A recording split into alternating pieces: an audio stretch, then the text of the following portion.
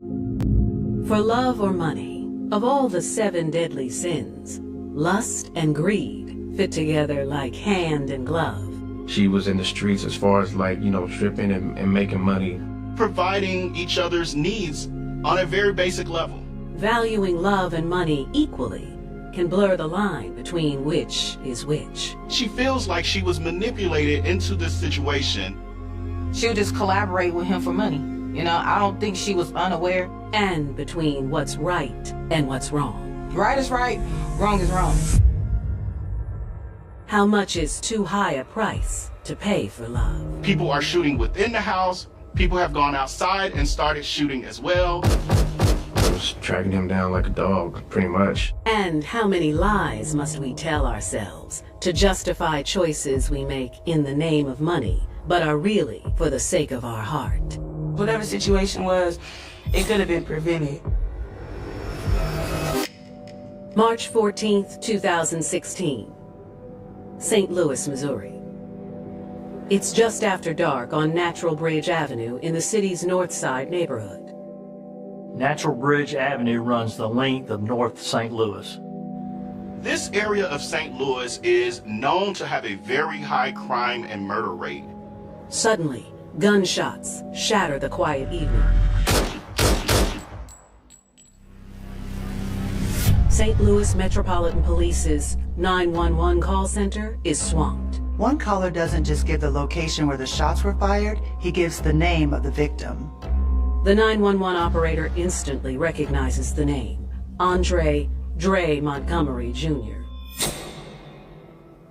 At 21, Dre Montgomery is a national reality TV star. Dre is the grandson of Robbie Montgomery, star of Welcome to Sweetie Pies. Anyone who watched the show would instantly recognize Dre Montgomery's name. 911 dispatches officers and EMS to the scene. Will they arrive in time to save a youngest member of a show business dynasty? Andre Montgomery was born in San Diego, California, to Andre Montgomery Sr. and Michelle Griggs. Andre was born on my birthday, October 14th. But even before his due date, Dre's life was marked by tragedy. Little Dre was 8 months old when his dad passed away. When Big Dre died, he was murdered. In the aftermath of the tragedy, Michelle Griggs relocated newborn Dre and her 3 other children to her hometown of Lubbock, Texas. With what she's been through, Michelle needed the emotional support of her family in Texas. Family, especially baby Dre, became Michelle's anchor. Andre and Big Dre share the same traits. Andre looked big image like his dad. In their personalities, always telling jokes, just lively. He would do something to make you laugh, do something to make you mad. And just like Big Dre, Little Dre looked out for his family. He just really cared about his family, so we had a really good relationship. And Big Dre's family, headed by local St. Louis celebrity Robbie Montgomery, was there for them too. I really appreciate a lot of things that she would talk to me about, that I had to keep going on regardless because my kids depend on me. She gave me a lot of motherly advice. Ms. Robbie positively doted on Little Dre. She spoiled him. She would send him big, elaborate gifts for Christmas. They always knew that the bigger box was for Andre. I believe Robbie loved him because that was her oldest son, and he looked just like his dad. Around the age of 7 or so, Andre started to actually go to stay in St. Louis with Miss Robbie for the summer or for certain holidays. Dre's relationship with his uncle, Tim Norman, proved just as important. James Timothy Norman is Miss Robbie's second son. Tim was a positive role model for Dre. Dre looked up to Tim. With Miss Michelle's blessing, Dre was brought into the St. Louis Sides family business, a successful chain of restaurants, and Welcome to Sweetie Pies, a wildly popular reality show about Robbie and Tim running them as mother and son. The Welcome to Sweetie Pies show ran for nearly a decade. She said, we got the show going on, and I've been mentioned by my grandson, and people want to know and meet who Andre is. Eventually, there was some conversation between the family members, between the Griggs family and the Montgomery family about Andre coming from Texas to stay in St. Louis and finish out high school with Miss Robbie.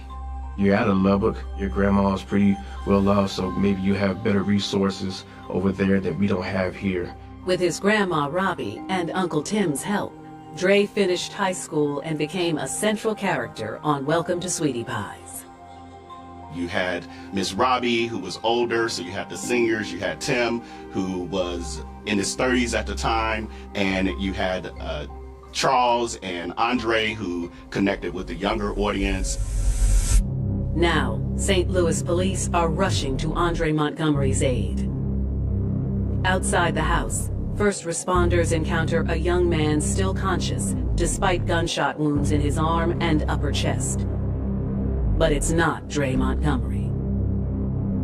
Bystanders had told her that Dre Montgomery has gone back inside.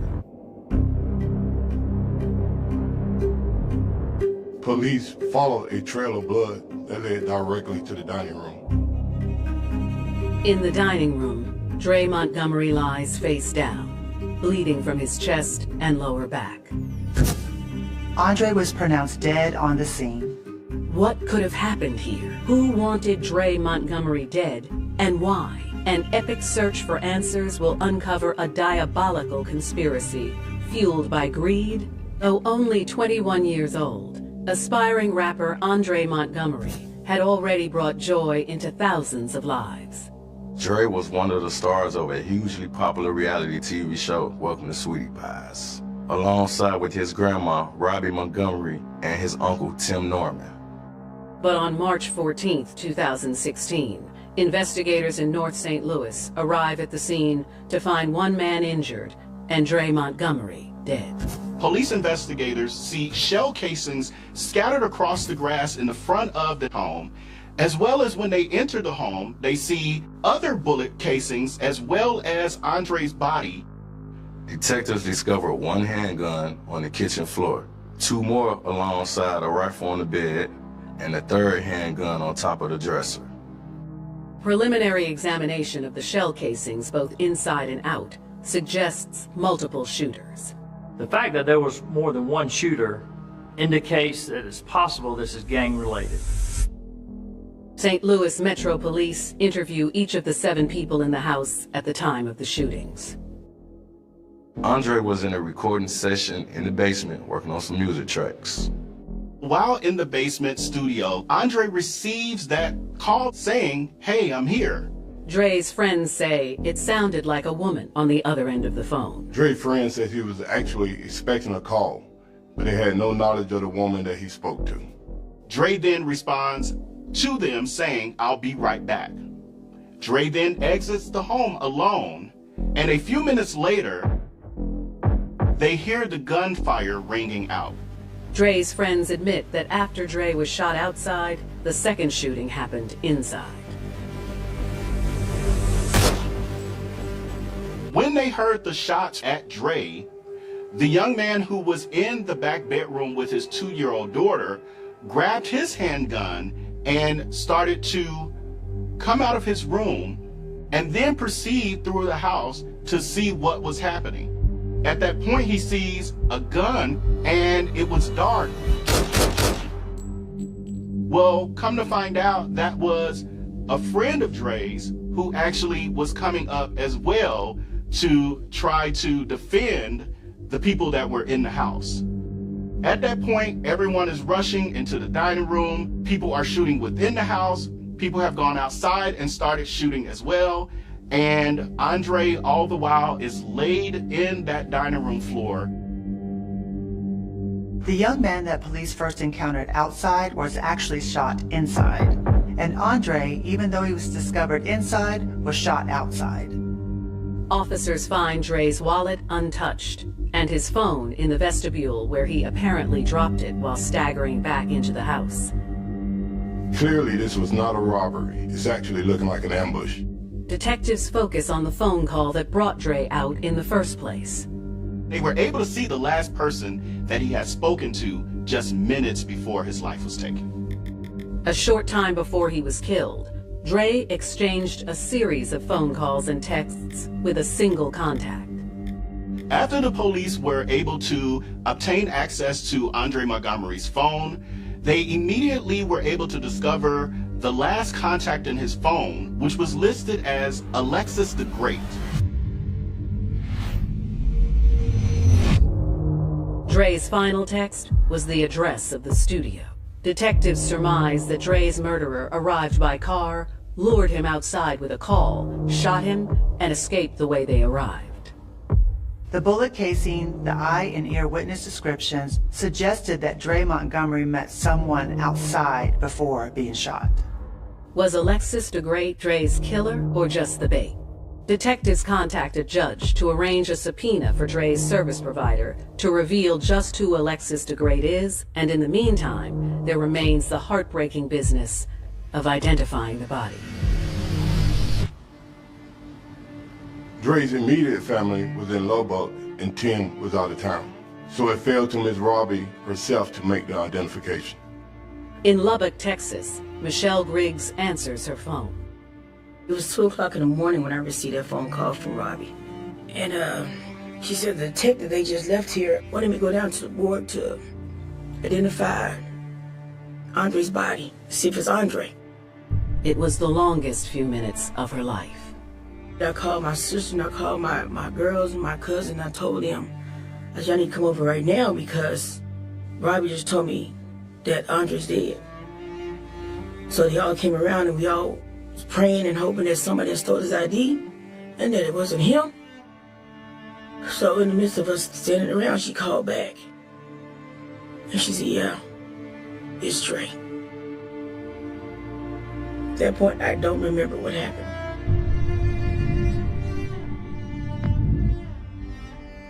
They said I fainted, they said I passed out, I don't know.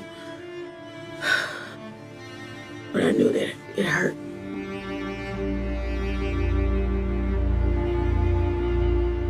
She was in like physical pain, you know. She was non-stop crying. Something I could say or do that would stop her pain. So, you know, that was probably one of the most difficult parts of my life. When detectives ask Miss Robbie if Dre had been involved in anything unusual, she tells them that not long before the shooting, someone broke into her home. Because her alarm system had been deactivated, that limited the suspects to Miss Robbie, Tim, and Andre. At the time when her house was burglarized, Miss Robbie was in LA with her son, Tim Norman, while Andre was still in St. Louis, and so they immediately accused Andre of breaking into the house, which he denied vehemently. Dre's Texas family didn't believe it for a second. When Robbie's house got broken into, she called me and she told me that she found out that Dre was the one that had robbed her. And I was like, when would Dre rob you? He's not a thief. He doesn't steal. He'll ask to borrow $20 versus him taking money. He's never been anyone to steal anything from anybody. Dre had actually returned to St. Louis in order to clear his name with a polygraph test. Only reason why Andre came back is because he wanted to prove to his grandmother that he loved that he did not do that. Andre was cleared by the St. Louis Police Department of having any involvement with the burglary based on his polygraph results. So far, nothing's adding up. Who wanna hurt my brother? Did he get set up? Did he get jumped? Was it for the money? Did he get robbed? Did his friends set him up? Everything pointed back to the mystery woman who had called Dre just before he was shot. Police in St. Louis, Missouri are on the trail of an unidentified female who lured 21-year-old rapper and reality TV star Andre Montgomery to his death. All they have to go on is a series of phone calls and texts from a phone contact, Alexis the Great. St. Louis homicide digital forensics specialists analyzing Dre Montgomery's phone make a breakthrough discovery.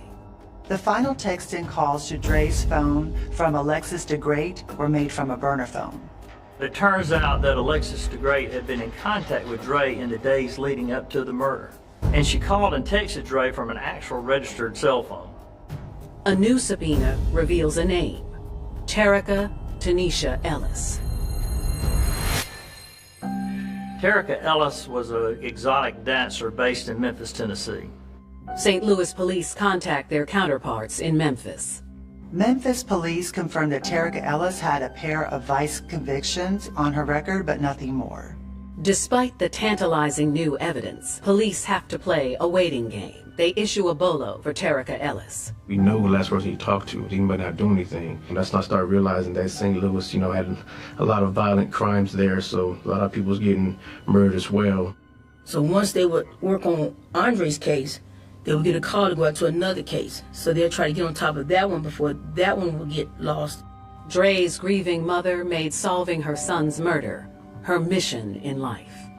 I wasn't about to let him be a statistic, and I told him that. I said he would not be a statistic. He would not be a box that you want to put on the shelf, sit there and get dust without me finding out who did this.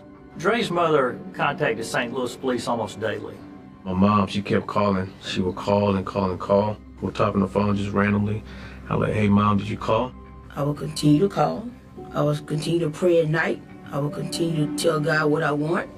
And if I didn't get the answers, I just kept faith. And I kept calling. And I kept calling. In her nearly daily calls to St. Louis, Miss Michelle shared something else with police. Miss Michelle and the rest of Dre's Lubbock family were very surprised by the way that his Uncle Tim had responded after the murder. When Andre passed, Tim did not reach out to me when Andre passed. Not at all. And at Dre's Lubbock church service and burial, Tim Norman seemed disconnected. Tim shook my hand and he looked down when he kind of shook my hand, and I thought that was odd. As a man to man, you look a man in his eyes when you shake his hand. It's just the way I was raised. But overworked St. Louis police need concrete leads, not suspicions. When I had talked to detectives, they thought it was just like a little family squabble. They never really paid it to mind. Tim Norman wasn't even in St. Louis the day that Dre Montgomery was killed, and why would he want his nephew dead in the first place? For more than 2 years, Dre's family's nightmare of not knowing continues. My life became just, trying to figure out what happened to my brother, because we, just trying to get the answer. Trying to get closure is what it is. I was just trying to get closure. And I would call him, and I would talk to him, and I would get the same thing over and over and over. It's a cold case. We can't go no forward. If that's what it was that'll make me stop hating the world, stop being so dark and stop being so evil, just to see what happened to my brother. Then, finally, police catch another break. And this time, it might just move the needle. St. Louis Metro Police detectives get a call about the case from a surprising place. Their own system's jail. Deputies assigned to sift through inmate calls had learned something they needed to pass along. An inmate held in the county jail was recorded on a phone call with his brother. The inmate's brother was bragging about how he killed a man for money. The recording captured Travell Hill laughing about a shooting that earned him $5,000, and he names his victim, Andre Montgomery. This will be the key to the mystery of Dre Montgomery's murder. What detectives subsequently discover will put them back on the trail to Terica Ellis. For almost 2 years, Andre Montgomery's murder during a recording session in North St. Louis has gone unsolved. Dre was shot the day he went outside to meet a woman whom he had exchanged calls and texts with. Police have potentially identified the woman as Terica Ellis, but a nationwide bolo has yet to turn up the Memphis-born exotic dancer. She had to surface eventually. All it could take was a traffic stop. In the meantime, a tip from within the St. Louis Division of Corrections might just break the case wide open. A man named Travell Hill was bragging about Dre Montgomery's murder with his incarcerated brother. He had a prior criminal history, but none of them were violent crimes. They were all drug related. When detectives confront Hill with what they know from his phone call, the reluctant hitman caves almost immediately. For him to go to that next level of taking another human's life was really something that was hard for him to grapple with. Travell Hill said he was paid $5,000 to kill Dre Montgomery. And when detectives ask him who paid him, he freely admits that, too. He was paid the $5,000 by Tim Norman, Dre's uncle. Travell Anthony Hill was approached by one of Tim's confidants and told that Tim had said that he needed to take the life of Andre. Tim Norman tells Travell that he'll be contacted shortly and told where to find Dre Montgomery. But that contact won't come from him. It will be via a woman, Terica Ellis. Terica Ellis is from Memphis, Tennessee. She is one of 3 children. She has a brother and a sister. She was very close to her mom and had some relationship with her father as well. It is also reported that Terica did not have a picture-perfect life. It was expressed that she experienced many abuses by the men in her life, both emotionally and sexually. Terica Ellis was also a teen parent.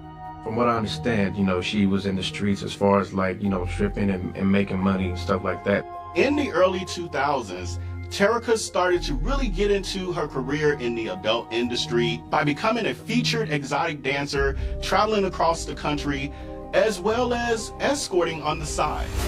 One of Terica's regular spots was a string of Illinois stripper bars just across the river from St. Louis. It was there that she encountered a man who would change her life forever. Eventually, her career in exotic dancing and escorting led her to meet Tim Norman at the Bottoms Up Club in Brooklyn, Illinois. Within a couple days, they had their first hookup, which led them into a multi-year situationship. At first, Terica saw Tim solely as a regular source of income. She's going to be attracted to that money and fame because it's there. So as long as it's there, she's going to be there. Tim, a married father, liked the no strings attached policy Terica agreed to. I think Tim's attraction to Terica was accessibility. But their relationship began to take on a special meaning to a woman that had struggled to get the finer things out of life for herself and her daughter. I feel like Terica fell for Tim, or was like falling for his goofiness, because she seen, he is on TV. You think it's all about the money at first, but when people stay close for that long, there's usually something going on underneath. In this unique situationship, honestly, both Tim and Terica were just providing each other's needs on a very basic level. Terica tried to tell herself that this was strictly a friends with benefits situation, but she grew to really care about Tim Norman. Tim, in turn, grew to rely on Terica, and it wasn't just for sex. Tim knew that she was somebody that he can kind of control and make do what he wanted her to do. Travell Hill says that when Andre Montgomery returned to St. Louis in the spring of 2016, a chance encounter with Terica sealed his fate. She had met Andre, I think, that day before. And when Tim Norman learned that Terica had caught Andre's eye, he used her as bait. Tim then asked Terica if she would be able to reach out to Andre and see if he would respond. Tim then dictated what Terica should text to Dre. Dre responds, and from there on, the back and forth was orchestrated by Tim. Travell says Terica kept texting with Andre until he agreed to meet her and forwarded his address at the Natural Bridge Avenue studio. It was tracking him down like a dog, pretty much.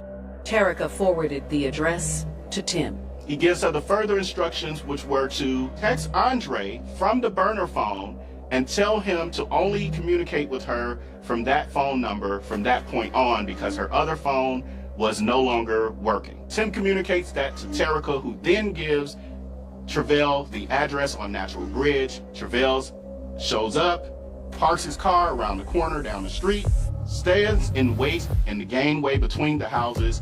Andre gets the call from Terica that he's been waiting for and comes outside. Andre goes to Terica's car, is in there a minute or two, returns, and as Andre is walking in the home, Travell takes aim, shoots at him 5 times, and then Travell takes off running around the corner, jumping into his car, and he reported that he went straight to a bar and drank himself into oblivion. Travell tells police he never saw Terica again. He finally received his compensation, a couple days later, Detectives now know who killed Andre Montgomery, who tracked him, and who wanted him dead. The remaining question is, why? As they started digging more into it, they started uncovering a whole bunch of stuff, that was there in plain sight. so at that point, the motive was definitely money. For nearly a half-decade, detectives in St. Louis, Missouri have been searching for answers in the Andre Montgomery murder case. Dre was gunned down outside of a recording studio in North St. Louis at 8 p.m. Now, with confessed gunman Travell Hill in custody, police are convinced they've also identified the mastermind behind the crime. They know Tim had something to do with it, but they couldn't prove it at that time. The murder-for-hire case, with several key players in different states, attracts the attention of the FBI. You have 3 people scattered over 3 states, all using cell phones to carry out a murder conspiracy. But missing pieces remain. Just what was Tim Norman's motive for engineering this deadly trap? Tim Norman risked everything, paying thousands of dollars to Terica and Travell. Why? You can't prove guilt without motive, and so far there's no clear motive. I think it's really hard to gauge when the issue started with Andre and Tim. Tim maybe had a level of jealousy with Andre the entire time. After years of calling St. Louis police for updates, Michelle Griggs receives a call of her own from St. Louis Metro Homicide. Detective Murphy called me, and he was like, do you know anything about a life insurance on your son? And I was like, no. Tim Norman had attempted to apply for 5 separate life insurance policies through various insurance agencies for Andre Montgomery. When Dre moved to St. Louis to complete high school, Tim Norman used the opportunity to obtain his ID and Social Security information. Tim reached back out to her and said, hey, by the way, I'll need a copy of his birth certificate, his Social Security number, and some other personal documentation. With that information, Tim was able to get the life insurance on Andre. Detectives were finally able to determine that Tim Norman had in fact been at the helm of the murder-for-hire plot against his very own nephew, Andre Montgomery. Using federal subpoena power, FBI agents dig into Terica Ellis's finances and document that in the days immediately after the murder, Ellis deposited about $9,000 across several bank accounts in her name. Investigators suspect that money was her cut from the murder for hire of Dre Montgomery. It takes a while to tie it all together. The cell call, the text, the burner phone, the deposits. On August 20th, 2020, Miss Michelle gets another call from police. I got an outside phone call, and it was Detective Rudolph. He said, just wanted you to know we just arrested Terica. I screamed and I shouted for joy.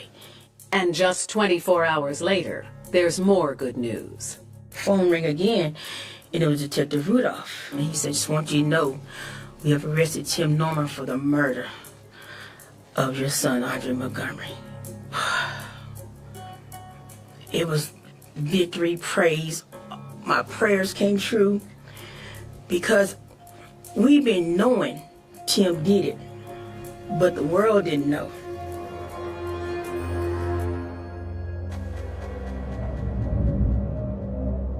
In custody, Tim Norman admits nothing, but Terica cooperates fully. When Terica Ellis was arrested, she was a key piece of this puzzle. Terica tells detectives that it all started in the aftermath of a hookup with Tim Norman. She was telling Tim that she was trying to open up a boutique in Memphis and had plans to travel to LA in a few weeks to go to the garment district to purchase products for her store. Terica wanted out of the escort game and believed that Tim Norman wanted that for her too. He then asked Terica if she was familiar with his nephew, and Terica tells him that in fact she was, because Andre had been a patron in the Bottoms Up Club and had tipped her a lot of cash in the weeks prior. Tim Norman could now put his murder-for-hire plan into action. At Tim's insistence, Terica reaches out to Dre, giving him her new number with a burner phone Tim bought her. Terica then travels to the La Quinta Inn Hotel, where Andre was located. She spends less than 10 minutes there talking to Dre, finding out what he's up to and what he's planning for the day. She never mentioned that Tim was looking for him. She never mentioned that Tim was in St. Louis. She didn't mention anything about Tim. She made something it was all about her wanting to be with Andre, wanting to hang out with Andre. Terica insists that she believed that Tim was just looking to get his mother's property back. Terica says that she did not know that Tim had the intention of taking Andre's life, and she thought that Tim only wanted her to find Dre so that he could have Dre confronted to admit to where Miss Robbie's items were from the burglary of her home. The worst she assumed was that Dre was going to get a beatdown. Fast forward, Tim gives Terica the okay, saying that his boys are ready. Terica then reaches out to Dre to say, "Where are you exactly now?" Dre then informs her that he is at the address on the Natural Bridge. And my brother he was oblivious to anything. It was a regular day for him in St. Louis. He had no worries. He was just a regular day, just a regular day. Upon Terica conveying that information to Tim Norman, he responds and tells her, "From here on out, reach out to my boy directly and give him the address where you will be going." We later find out that that person was Travell Anthony Hill. Everything lined up perfectly for Tim. Before this, my brother had no chance to survive. He had so many people looking for him and tracking him down. Terica tells investigators that she'd spent the afternoon shopping and checking in with Andre. They start talking about Dre being in need of an outfit, and she offered to purchase him an expensive pair of jeans. And it was the jeans that lured Dre outside the home studio on Natural Bridge Avenue. She arrives at the address on Natural Bridge. She has communicated with Travell and they have coordinated. Terica calls Dre, lets him know that she is outside with his jeans. Dre then comes outside. He gets in the car with Terica. There's some small talk that lasted less than 2 to 3 minutes. And Terica says that Andre's phone rang, and as it rang, he answered and started to get out of the car. Right before Travell Anthony Hill takes his first shot, he texts Terica as Andre is getting out of the car to move. She then immediately, as she says, peeled off, and she instantly started hearing gunshots. Terica insists that she'd never been more shocked and scared in her life. After hearing those gunshots while driving away, Terica calls Tim Norman and says, "What the F?" And she asks, "Should I go back and check on Dre?" Tim Norman responds and says, "No, get out of town, get on the highway, go to Memphis, and don't come back to St. Louis, and toss that burner phone." Armed with confessions from Terica Ellis and Travell Hill, investigators quickly secure indictments for Tim Norman and his co-conspirators. But will a conviction be as easy to obtain? At the time I wasn't happy, but there's nothing I can do it because I already said it. Whatever his will will be done. In September of 2022, 6 years after Andre Montgomery was gunned down on a North St. Louis street, the man accused of orchestrating his murder is about to face a jury.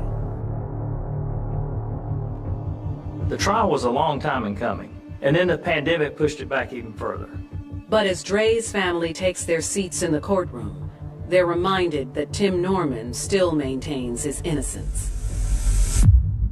When we first walked into the courtroom, they had our family next to Tim. I don't know if that was by mistake or an accident, but, we was sitting right there in the first row, and I was just staring at him, just staring. It made me so upset. Like, I was thinking all kinds of ways, like, you just right here. You just right here. If I could just get a hold of you, And he was looking around, and we made eye contact again, and I think he lipped. I didn't do it. He did this to my older brother, like, I didn't do it. I didn't do it. It was real quick, and I'm like, did we just do that? And I was thinking, like, did I just really see that? Right out of the gate, the prosecution insists otherwise. It is very clear and was made clear through the trial that James Timothy Norman was in fact the mastermind, primarily because of the fact that he is the only person who was connected to all three co-conspirators. The testimony of Tim's co-conspirators seals the deal. Terica Ellis and Travell Hill both take the stand. Together they paint a vivid picture of Tim Norman's conspiracy and actions. I knew that the evidence stacked against him was overwhelming. It was just, you know, throughout the whole trial process, it's like, man, there's so much information that came out. There's no way he could be found, you know, anything but guilty.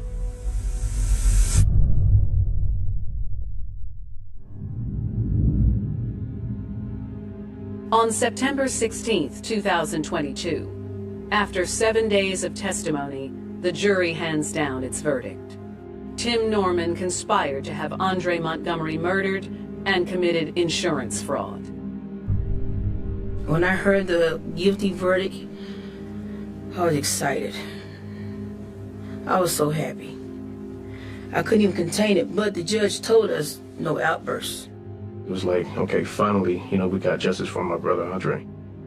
We all got up after the jury left, and we got in our family prayer circle, and we prayed, and we did our intense yes, because we got victory.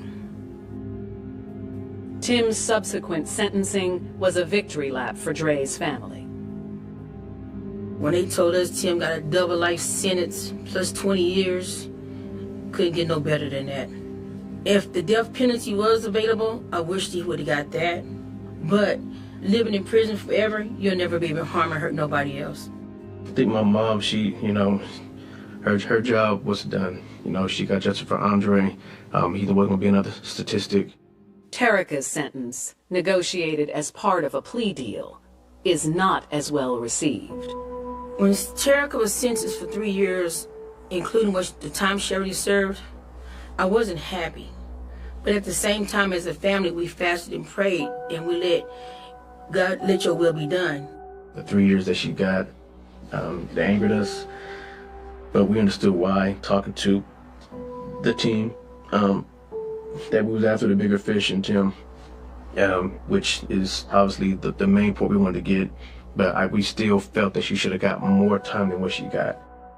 Travell Hill's plea deal earns him a 32-year sentence. Through this entire process, Terica definitely has had regret. Nobody would have thought that it was Tim that had this control over the Terica situation, but that's the reason why everybody's really laughing at Terica. Her background, you know, I mean, it was bad, but, you know, we all have bad backgrounds. She's an adult. She lured my brother, who was a lot younger than her, to do the things that she wanted him to do and to get him in the place that she wanted him to be. Tim and Terica, they took the joy out of our family. Tim and Terica took the light out of our family. You know, that was, my mother, it was 3 boys, 3 girls, 2 A's, 2 K's, 2 D's. It ain't none of that no more. My mother and Dre share the same birthday. Every year she got to deal with that. So every year we got to try to figure out a way to keep her happy, keep her uplifted and stuff like that. As a family, we shouldn't have to go through that. Some people want to put a price on everything. But what matters most? Love, freedom, family, life itself can't be broken down to mere dollars and cents. And sometimes that lesson can only be learned when our hearts are broken, our freedom vanishes, and the bonds of family are severed forever. The air in the quiet suburb of Oak Ridge was thick with the suffocating calm of a summer afternoon in 1986. The kind of stillness that tricks a neighborhood into believing safety is an inherited right rather than a fragile illusion. Children rode bicycles down wide, tree-lined asphalt streets. The sound of lawnmowers hummed in the distance, and golden sunlight filtered through sprawling oak branches, casting soft shadows across immaculate front yards. It was the quintessential American postcard, a sanctuary built on suburban predictability, where doors were left unlocked and neighbors spoke over low wooden fences. But beneath that polished veneer, a ticking clock was about to run out, swallowing a young woman into thin air and setting off a nightmare that would freeze an entire community in fear for nearly 4 decades. Her name was Clara Vance, a 22-year-old university student whose life was defined by bright ambition, a warm smile, and a routine so dependable you could set your watch by it. On the late afternoon of July 14, 1986, Clara walked into her family's 2-story brick home on Elmwood Lane after finishing her shift at a local library. Her car sat parked in the driveway, her purse rested on the kitchen counter, and a half-filled glass of iced tea remained on the dining table, the condensation slowly dripping onto the polished wood. Nothing was out of place. There were no signs of a struggle, no shattered glass, no forced entry, and no blood. Yet, when her mother returned home 2 hours later, Clara was gone. She hadn't left a note. She hadn't called a friend. She had simply vanished from inside her own home, leaving behind a silence so heavy it chilled the bones of everyone who stepped across the threshold. Within hours, the quiet streets of Oak Ridge were transformed into a sprawling crime scene swallowed by flashing red and blue lights. Uniformed officers fanned out across the neighborhood, knocking on doors, shining flashlights under bushes, and searching frantically through nearby parks and wooded creek beds. Sirens cut through the humid night air, shattering the community's long-standing peace and replacing it with a creeping, suffocating paranoia. Friends, family, and complete strangers joined search parties, calling Clara's name into the darkness, their voices echoing off the brick facades of suburban homes. But the darkness offered no answers. The ground revealed no footprints, the roads bore no tire marks, and the night remained hauntingly mute. By sunrise, local news anchors stood on the curb outside the Vance residence, broadcasting live updates to a shocked city. Headlines across Texas screamed of the sudden, baffling disappearance, framing it as every family's worst nightmare realized in broad daylight. The police response was swift and aggressive. Homicide detectives, brought in as the hours dragged on without a trace, transformed the family home into a forensic grid. They dusted every door handle, swabbed every counter, and interrogated everyone who had crossed paths with Clara in her final hours. Yet, every lead withered into nothingness. The young woman had not been seen leaving the house. Neighbors who were working in their yards across the street swore they saw no unfamiliar vehicles, heard no screams, and noticed no suspicious figures approaching the property. It was as if she had vanished into thin air, leaving behind only the haunting quiet of a home frozen in time. As days stretched into weeks, the initial flurry of intense investigation began to stall against an unyielding wall of silence.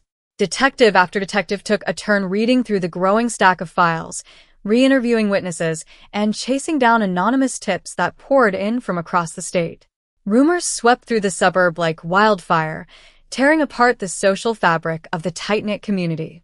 Whispers spread about secretive boyfriends, mysterious phone calls, and shifty outsiders seen lurking around the neighborhood in the days leading up to the disappearance. Trust dissolved. Neighbors began locking their doors, installing security lights, and peering suspiciously out their curtains at anyone walking down the sidewalk. The warmth of Oak Ridge died in the summer of 1986, replaced by a cold, watchful dread that refused to lift. Months turned into years, and years slowly bled into decades. The physical evidence collected in 1986, a few stray fibers, fingerprint cards smudge-dusted with magnetic powder, and handwritten interview notes, was carefully boxed, labeled, and filed away in the basement vaults of the Dallas Police Department. The case file grew yellowed and brittle with age, stamped in dark red ink with the heavy, definitive word, cold. Clara's parents eventually passed away without ever knowing what happened to their daughter, their hearts broken by 38 years of unrelenting grief and unanswered questions. The house on Elmwood Lane changed hands multiple times, bought and sold by new families who knew nothing of the dark mystery that clung to its foundation, oblivious to the tragic history embedded in its floorboards. Then came the turning point that would finally break the decades-long silence and send shockwaves through the entire state. Nearly 40 years after Clara vanished, a new family purchased the old Vance residence with plans to completely renovate the aging structure. Contractors arrived with sledgehammers and crowbars, gutting the interior, tearing down plaster walls, and opening up forgotten spaces. While working on the upper level, a carpenter pushed back an old insulation panel deep within the dark, dust-choked corners of the house's crawlspace attic, a secluded, pitch-black cavity accessible only through a tiny, hidden latch in the back of a master bedroom closet. As the beam of his flashlight cut through the thick, decades-old dust, it illuminated something that turned his blood to ice. Tucked far into the structural eaves, hidden beneath layers of degraded fiberglass and dry-board debris, lay a preserved vinyl duffel bag from the mid-1980s. Inside was not money or forgotten trinkets, but a terrifying archive of a hidden crime, personal belongings belonging to Clara Vance, her missing ID card, and physical evidence wrapped in sealed plastic that contained pristine, untouched biological material. The attic had been holding the key to the mystery all along, suspended directly above the heads of everyone who had lived, slept, and walked through that house for nearly 40 years. The discovery instantly reignited the cold case, summoning forensic units back to Elmwood Lane in a flurry of activity that mirrored the frantic search of 1986. Advanced genetic genealogy, technology completely unimaginable to the original investigators, was utilized to analyze the microscopic DNA extracted from the attic evidence.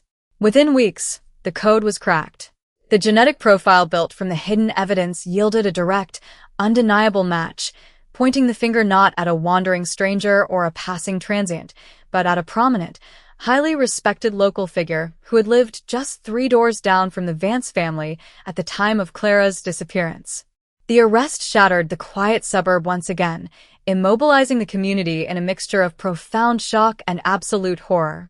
The man, now in his late 70s and living out a peaceful, quiet retirement as a beloved neighborhood elder, was led away in handcuffs as camera crews documented his fall from grace.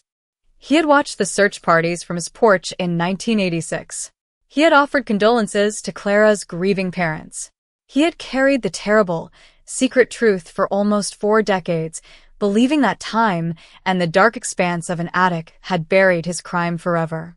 But the truth had survived in the dark, waiting patiently for the moment the light would finally catch it. The news of the arrest ripped through Oak Ridge with the destructive force of a localized shockwave, utterly dismantling the fragile peace that the quiet neighborhood had reconstructed over 38 long years. For decades, the inhabitants of this tree-lined enclave had comforted themselves with a convenient narrative that Clara Vance had been swallowed up by an outside world full of dangerous strangers, victimized by a passing predator who had slipped into their pristine sanctuary, committed an unthinkable act, and vanished into the night. It was a comforting lie, a mental wall built to protect the illusion that evil always wears a recognizable face and comes from somewhere else. But the harsh blue lights of police cruisers flashing against the brick facade of a neighboring house shattered that illusion forever. The killer was not a ghost from the highway. He was a pillar of their own community, a man who had walked those same sidewalks, attended the same summer block parties, and shared soft smiles across low wooden garden fences. His name was Arthur Pendleton. In 1986, he was a 34-year-old architectural draftsman, soft-spoken, meticulously organized, and widely regarded as a quiet, harmless neighbor who kept his lawn perfectly manicured and occasionally helped older residents fix leaky pipes or sticky garage doors. In the decades that followed, while Clara's parents withered away from an agonizing lack of answers, Pendleton grew old gracefully within the same zip code. He retired, tended to his garden, served on local neighborhood committees, and watched 2 generations of children play on the very streets where Clara had taken her final steps. To those who knew him in his later years, he was a gentle grandfatherly figure, soft-spoken and polite, a living artifact of the suburb's golden era. When the tactical team breached his residence, a quiet, single-story ranch house located just 3 doors down from the former Vance home. They found him sitting in a worn leather armchair in his living room, reading the morning paper with a cup of black coffee resting on the end table beside him. There was no struggle, no frantic attempt to flee, and no dramatic denial. As the heavy steel handcuffs clicked around his withered wrists, Pendleton simply stared past the officers, his eyes hollow and unblinking, as if a long-expected bill had finally come due. The community gathered at the police barricades in stunned, suffocating silence, watching in absolute disbelief as this fragile, white-haired man was led down his driveway, shielded by investigators, and loaded into the back of an unmarked transport vehicle.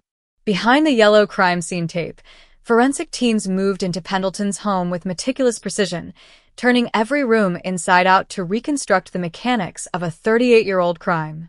The initial breakthrough had come from the attic of the former Vance house, where contractors had unearthed the mid-'80s vinyl duffel bag. But the story hidden within that bag was only the first chapter of a far more sinister narrative.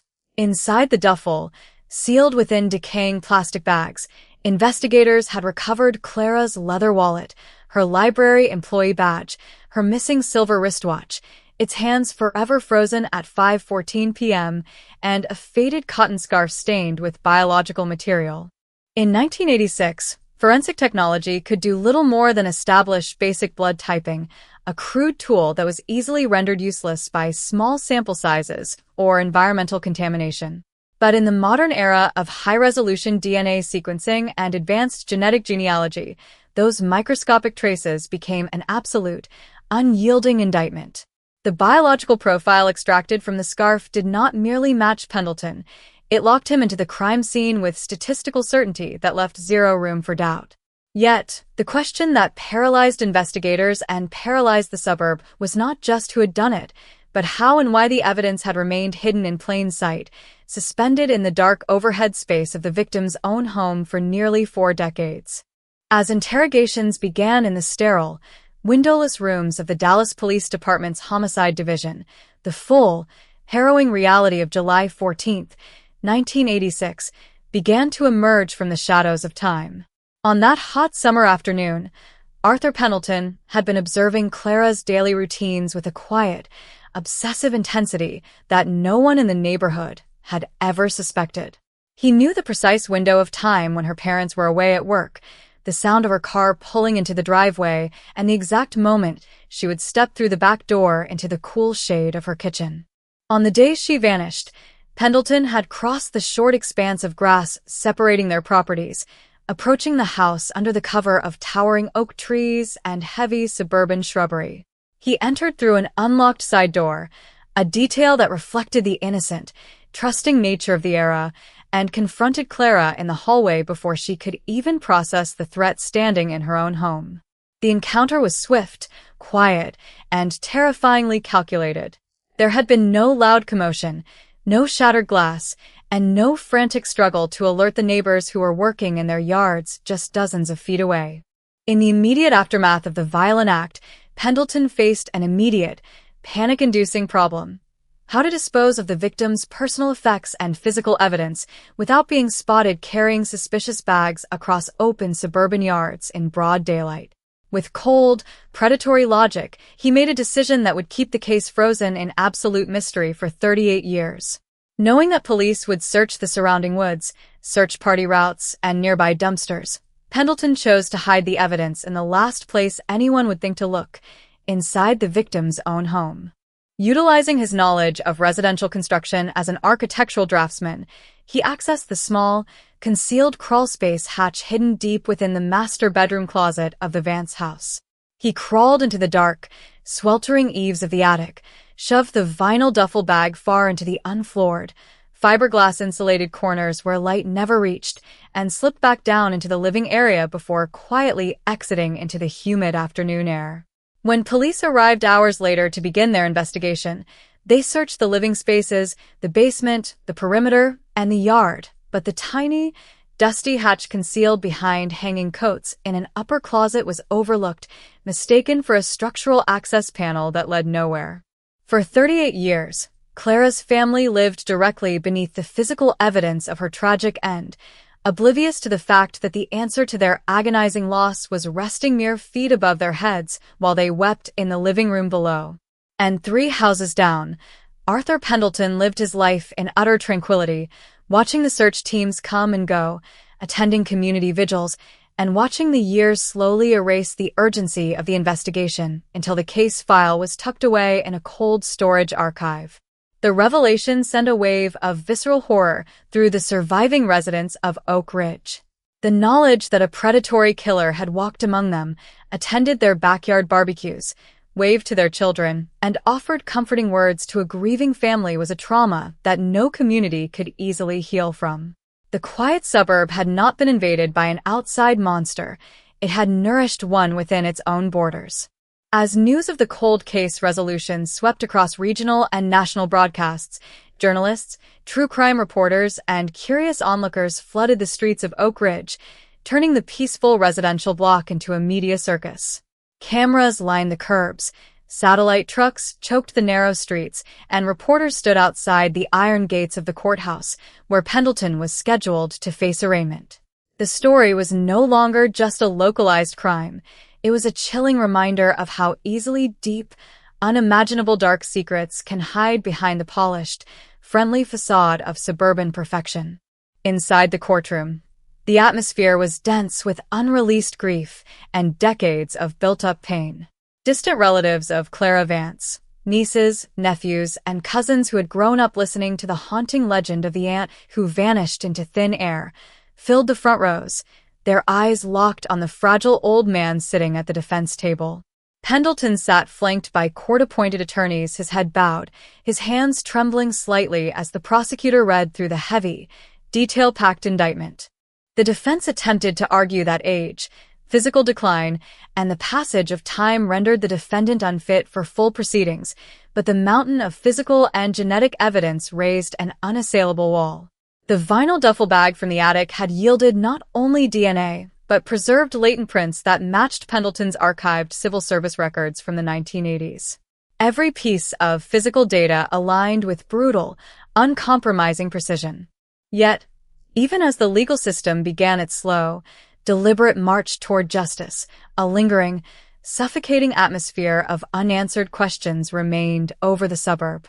Investigators worked around the clock, digging through Pendleton's past, auditing his old residences, and re-examining other unsolved disappearances across Texas from the 1970s and 1980s to determine if Clara Vance was an isolated tragedy or the singular visible thread of a far longer, undiscovered history. The house on Elmwood Lane stood silent beneath the harsh glow of media lights, its front yard marked by caution tape and construction debris left behind by the contractors whose sledgehammers had unwittingly broken a 38-year-old spell. The hidden attic space had finally given up its secret, but the emotional scars left on the community were far deeper than any structural renovation could repair. The quiet suburb of Oak Ridge had finally found its long-sought answer, but the truth did not bring peace. It brought a cold, paralyzing realization that the darkest mysteries can live right next door, breathing the same air, sharing the same sunlight, and waiting silently in the dark spaces directly above our heads. The indictment of Arthur Pendleton did not bring closure to the shattered community of Oak Ridge. Instead, it opened a terrifying trapdoor into a subterranean labyrinth of questions that homicide detectives were only beginning to map. The discovery of the vinyl duffel bag in the Vance attic had provided the undeniable physical anchor connecting Pendleton to Clara's disappearance, but forensic scientists and investigators knew that a criminal profile built on a single, meticulously hidden cache of evidence was inherently incomplete. Predatory behavior of this caliber, executed with such cold, terrifying patience and seamless integration into the victim's immediate environment, rarely emerges out of a vacuum. As federal agents and state investigators began peeling back the yellowed layers of Pendleton's 7 decades on Earth, the quiet, retired draftsman transformed from a singular suspect into the epicenter of a sprawling, multi-jurisdictional nightmare. The immediate focus of the expanding task force turned toward Pendleton's past movements, employment records, and property acquisitions stretching back to the late 1960s.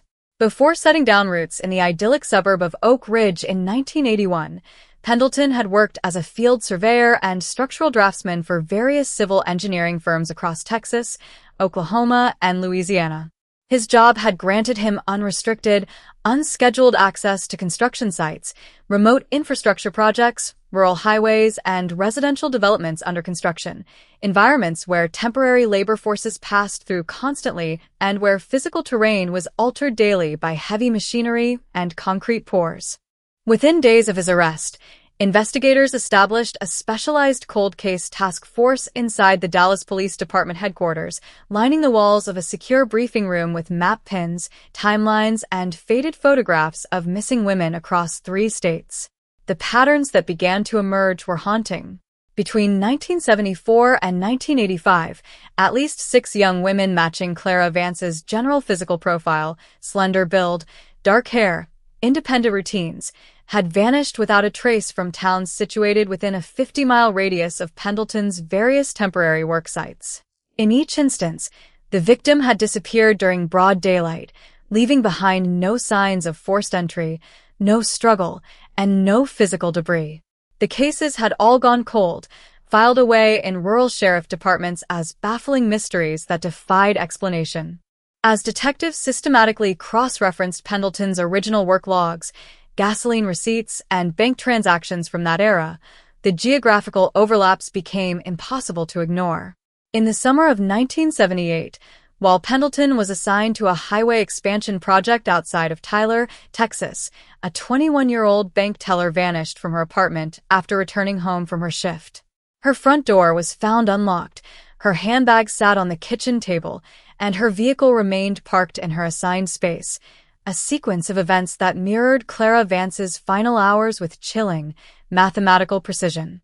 2 years later, while Pendleton was overseeing a residential drainage project near Shreveport, Louisiana, a college student vanished from her family's suburban home under identical, eerie circumstances.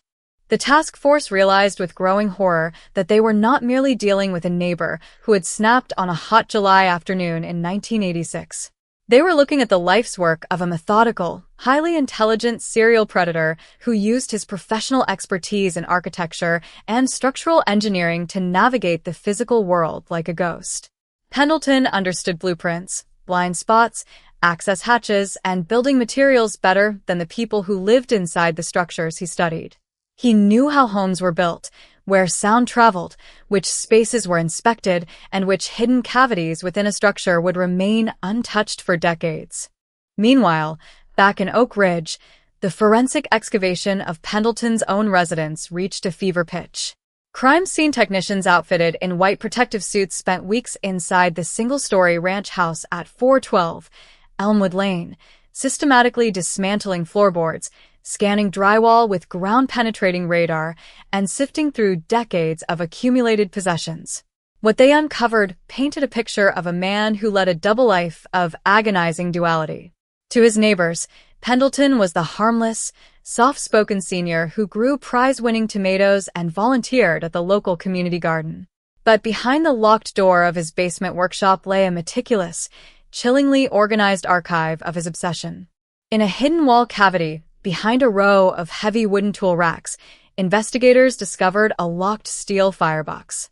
Inside were neatly cataloged items that had no logical reason to exist in the home of an elderly bachelor: vintage women's jewelry, driver's licenses issued in the 1970s and 1980s belonging to individuals with no connection to Pendleton, keychains, and small personal trinkets.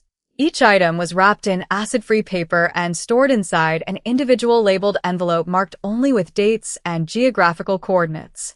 Among these macabre trophies was a small, silver charm bracelet, an item that was immediately identified by the family of the young woman who had vanished from Tyler, Texas, in 1978. The discovery sent shockwaves far beyond the borders of Dallas. FBI behavioral analysts were called in to assist with the interrogation of Pendleton, who remained held without bail in a high-security medical isolation unit due to his advanced age and declining physical health. Yet, despite the mountain of physical evidence mounting against him, the suspect maintained a wall of absolute, impenetrable silence. During hours of intense questioning by seasoned homicide detectives and federal interrogators, Pendleton sat motionless in his steel chair, his pale eyes fixed on the empty center of the table, offering neither denials nor confessions. His silence was not the panic of a trapped animal, but the cold, calculated defiance of a man who believed he still held ultimate control over the narrative of his life. The psychological weight of this silence hung heavy over the surviving family members of the victims.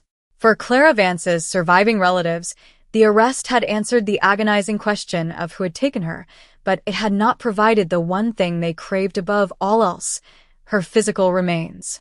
The vinyl duffel bag in the attic had contained her personal belongings and biological evidence, but the fate of her body remained an unwritten chapter.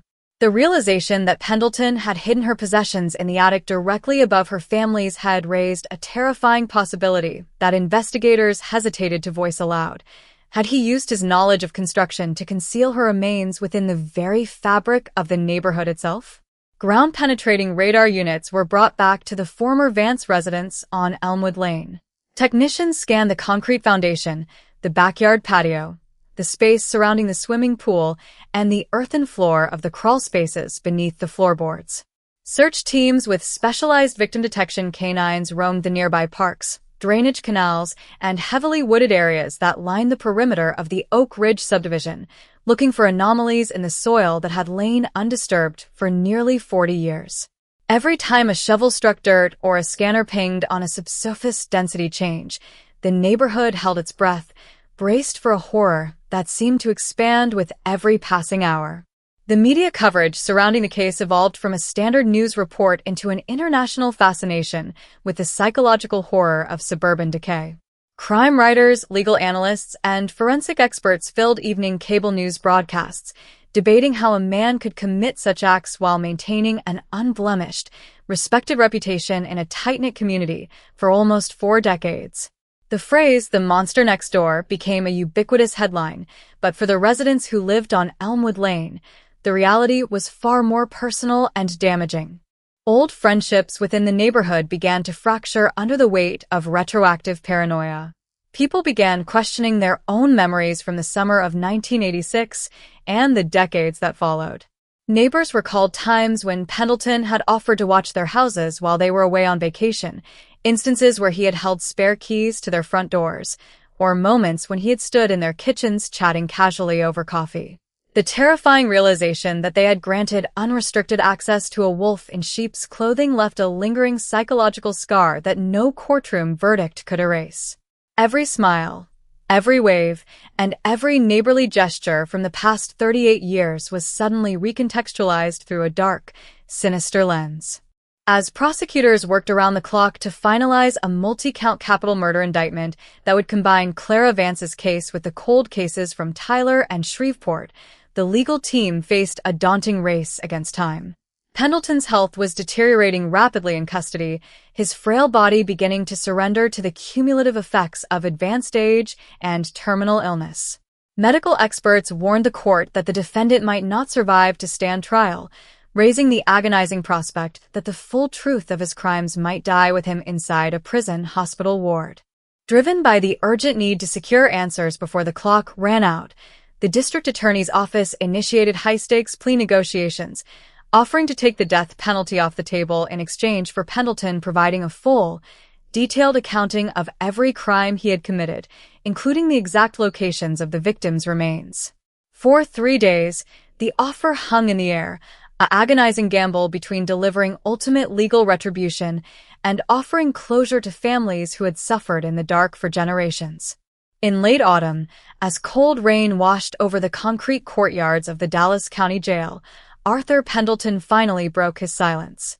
Sitting across from lead investigators with a tape recorder spinning on the table between them, the soft-spoken old man began to speak in a flat, emotionless monotone, describing events from 4 decades prior with a chilling, detached precision of an architect reading off a set of building plans. The narrative that unfolded over the next 12 hours would not only confirm the worst fears of the task force, but would forever alter the history of the quiet suburb that had unknowingly sheltered a killer in its midst. Department, capturing a voice that sounded fragile, thin, and entirely devoid of human warmth. Arthur Pendleton sat leaning forward, his frail hands folded neatly on the metal table, speaking with the mechanical clarity of a retired engineer walking a client through a structural diagram.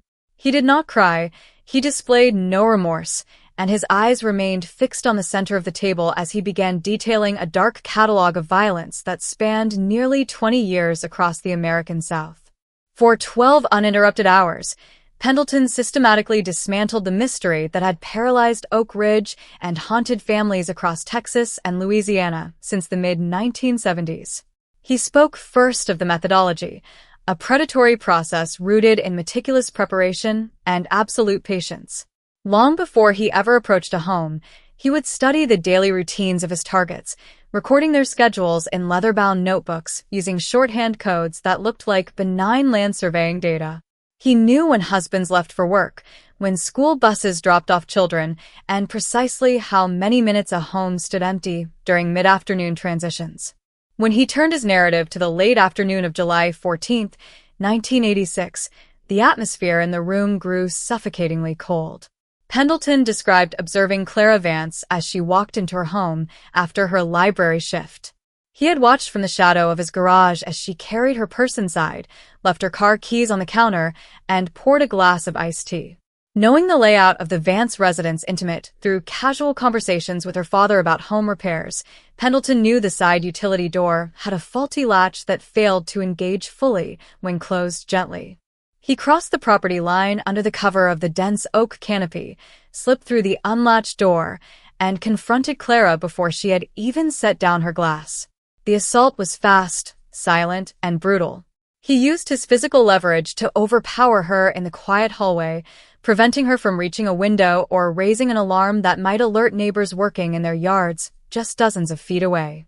What followed was the realization of a cold, logistical problem that Pendleton approached with chilling detachment: how to transport and conceal a body and personal effects in broad daylight without attracting the attention of a neighborhood that was beginning to bustle with late afternoon activity.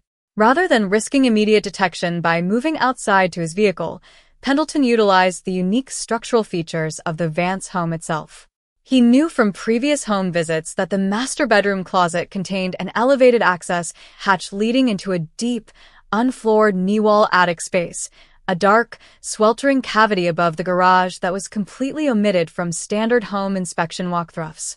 In the blistering heat of that July attic, Pendleton stashed Clara's personal belongings inside the vinyl duffel bag he had brought with him, shoving it far back against the structural eaves where no casual glance would ever detect it.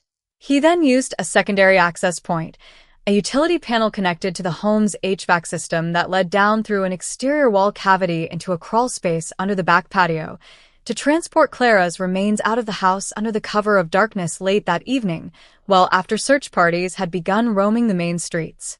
He led investigators to a map of North Texas, placing his age-spotted finger on an isolated, long-abandoned construction site 20 miles north of Dallas, near the Trinity River Basin.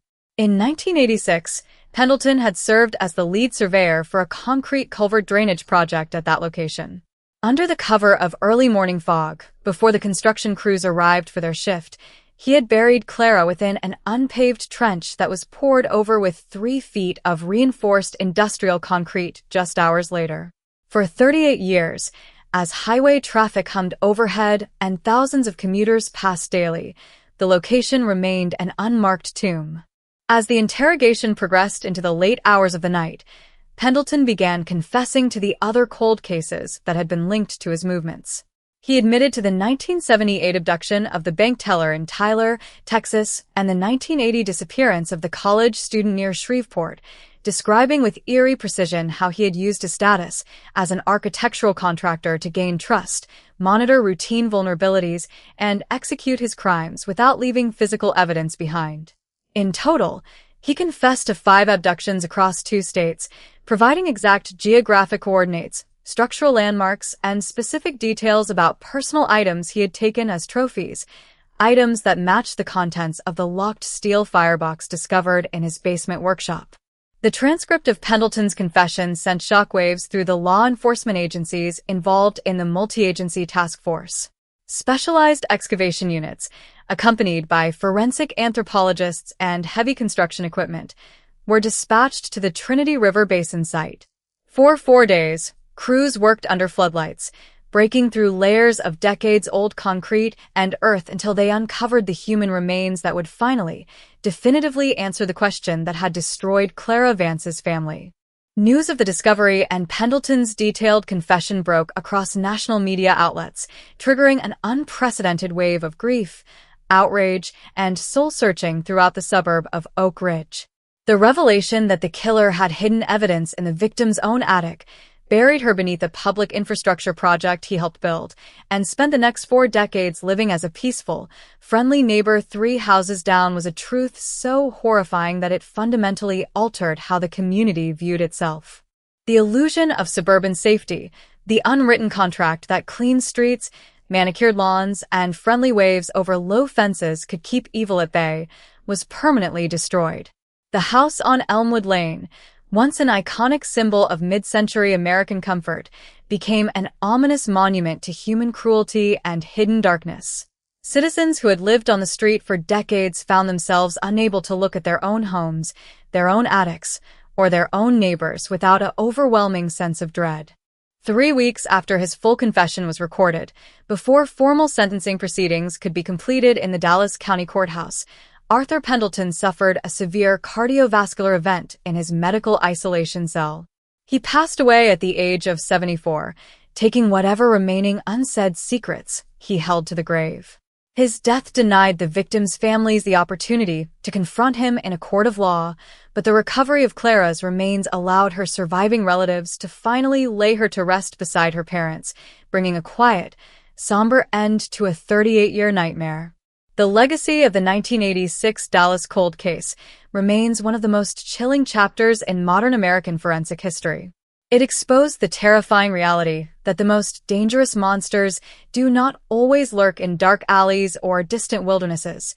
Sometimes they live right next door, sharing our sunlight, watering their lawns, smiling from across the street, and keeping their darkest secrets hidden in the empty spaces directly above our heads.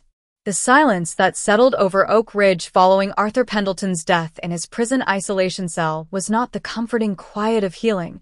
It was a heavy, suffocating vacuum left behind by a revelation that defied all human comprehension. The community had spent nearly 4 decades sheltering beneath a collective delusion, believing that time could quietly dissolve an unsolved mystery, that open front porches and friendly neighborhood waves could act as an impenetrable shield against malice. But as winter winds stripped the last remaining leaves from the sprawling oak trees along Elmwood Lane, the surviving residents realized that the true horror of the 1986 cold case was not merely the singular act of violence that had stolen Clara Vance's life, but the terrifyingly mundane way a predator had woven himself into the very fabric of their daily existence. Inside the Dallas Police Department, the physical files, evidence bags, and cassette tapes containing Pendleton's chilling 12-hour confession were systematically organized for archival storage. Yet, for the lead investigators who had spent months dismantling the twisted architecture of his double life, closing the case file felt less like a victory and more like staring into an abyss that refused to close. The psychological profile generated by federal behavioral analysts revealed a chilling archetype: the integrated predator. Pendleton did not hunt on the fringes of society. He anchored himself at its absolute center. He understood that human beings are fundamentally creatures of routine and trust, that individuals living in quiet, prosperous neighborhoods naturally lower their psychological defenses because the environment itself tells them they are safe. This realization sent shockwaves through criminological circles across the United States.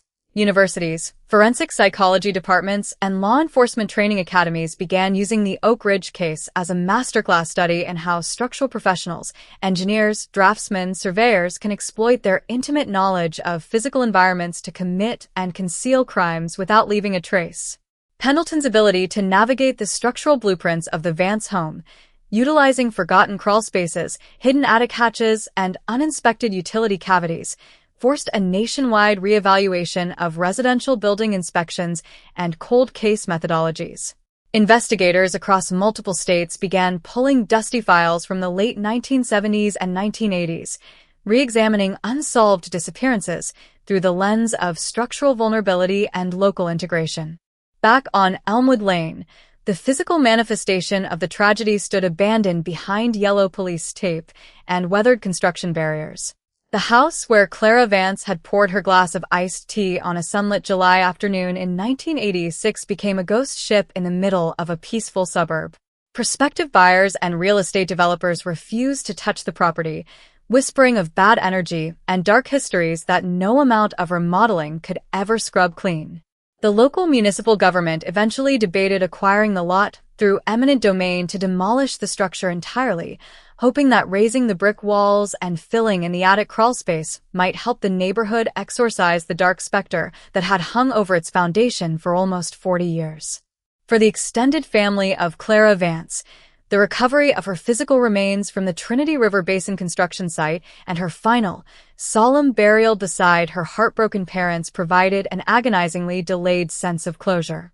Yet, the grief they carried was inextricably tied to the surreal nature of how the truth had finally come to light. They had lived for decades with the haunting image of Clara walking out of their lives into an unknown void, only to discover that her final resting place and the physical evidence of her betrayal had been resting mere feet above their heads in the very home where they had wept, prayed, and waited for her return. The psychological trauma of that revelation was a wound that time could not easily stitch closed. The media circus that had descended upon Oak Ridge slowly packed its cameras, satellite trucks, and microphones, leaving the residents to face the quiet, devastating aftermath of their shattered innocence. True crime documentarians, podcasters, and investigative journalists continued to dissect the case, turning the chilling headline, "Dallas 1986 Cold Case Solved, Hidden Attic Evidence Paralyzes Quiet Suburb," into a permanent dark legend of American true crime history. Yet, for the people who walked those streets every day, the sensational headlines mattered far less than the quiet, unsettling shift in how they viewed their neighbors, their homes, and the dark, unseen spaces hidden directly above their ceilings. The legacy of the Oak Ridge cold case remains an enduring, cautionary monument to the hidden depths of human darkness. It serves as a stark, unyielding reminder that evil does not always announce itself with a snarl or wear the face of an outcast lurking in the shadows. Sometimes, it wears a soft smile, trims its lawn on Saturday mornings, offers to help with home repairs, and waits patiently in the dark, breathing the same air, sharing the same sunlight, and watching from the quiet spaces right next door. The structural demolition of the former Vance residence on Elmwood Lane began on a damp, overcast Tuesday morning in late spring, marking a violent and necessary end to an architectural landmark of trauma. For nearly 4 decades, the 2-story brick house had stood as an involuntary monument to a crime that defied human decency, its walls containing not only the physical layout of a residential home, but the invisible, toxic residue of Arthur Pendleton's betrayal. Heavy machinery rolled up the quiet asphalt street, the deep mechanical rumble of excavators shattering the artificial peace of the neighborhood and driving local residents back inside their homes with drawn curtains.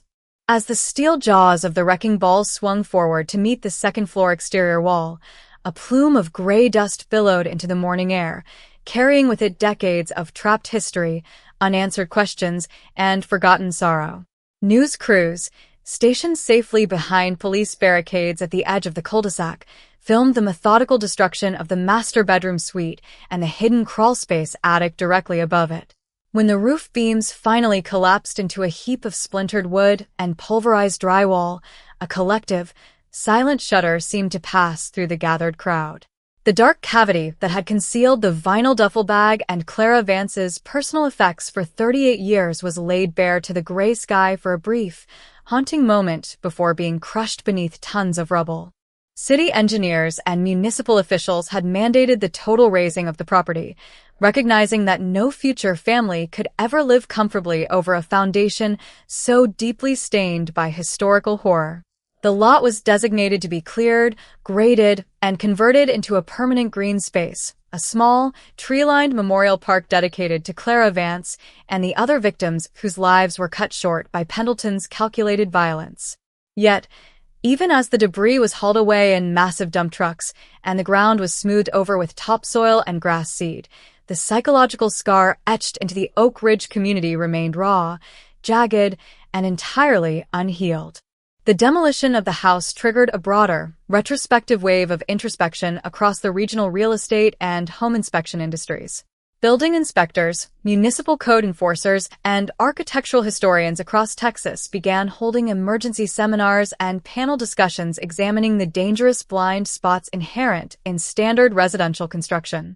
The Oak Ridge case proved that unfloored knee-wall attics, interconnected utility chasms, and hidden maintenance hatches could easily be weaponized by a predator who understood structural blueprints better than the law enforcement agencies tasked with investigating disappearances.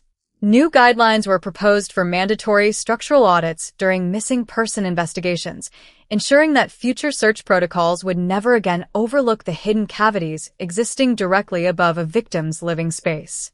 In the legal archives of the Dallas County Courthouse, the closed case file of Arthur Pendleton was formally archived, stamped with heavy black ink to signify the conclusion of one of the most chilling cold case investigations in the state's history. Yet, for the district attorney's office and federal task force investigators, the file represented more than just a closed docket. It served as a permanent, haunting blueprint of human deception. Prosecutors frequently used the details of the investigation in law enforcement training academies, teaching young detectives how to look past the comforting narratives presented by cooperative neighbors and how to interrogate the physical architecture of a crime scene when traditional leads ran dry. For the surviving relatives of Clara Vance, the completion of the memorial park on Elmwood Lane provided a quiet, dignified space for remembrance, far removed from the morbid fascination of true crime tourists and media sensationalism. A simple granite marker bearing Clara's name and dates was placed beneath the sprawling branches of an old oak tree near the center of the green space, surrounded by seasonal flowers planted by family members who had spent their entire lives fighting to keep her memory alive. Though the pain of her loss could never be fully erased, the certainty of truth, however devastating its delivery, allowed the family to finally close an agonizing multi-generational chapter of grief. As the seasons shifted and the green grass took root over the empty lot on Elmwood Lane, the quiet suburb of Oak Ridge slowly attempted to rebuild its identity in the shadow of its dark legacy. Neighbors returned to their daily routines, but the casual, unconditional trust of the 1980s was gone forever, replaced by a permanent, watchful awareness of the world around them. The 1986 cold case became an indelible dark legend, a chilling reminder whispered about in true crime documentaries and journalistic retrospectives across the globe. It stands as an eternal testament to a terrifying truth that the most horrific monsters do not always reside in distant, desolate corners of the world, but can live right next door, sharing our sunlight, maintaining pristine lawns, and waiting silently in the dark spaces directly above our heads.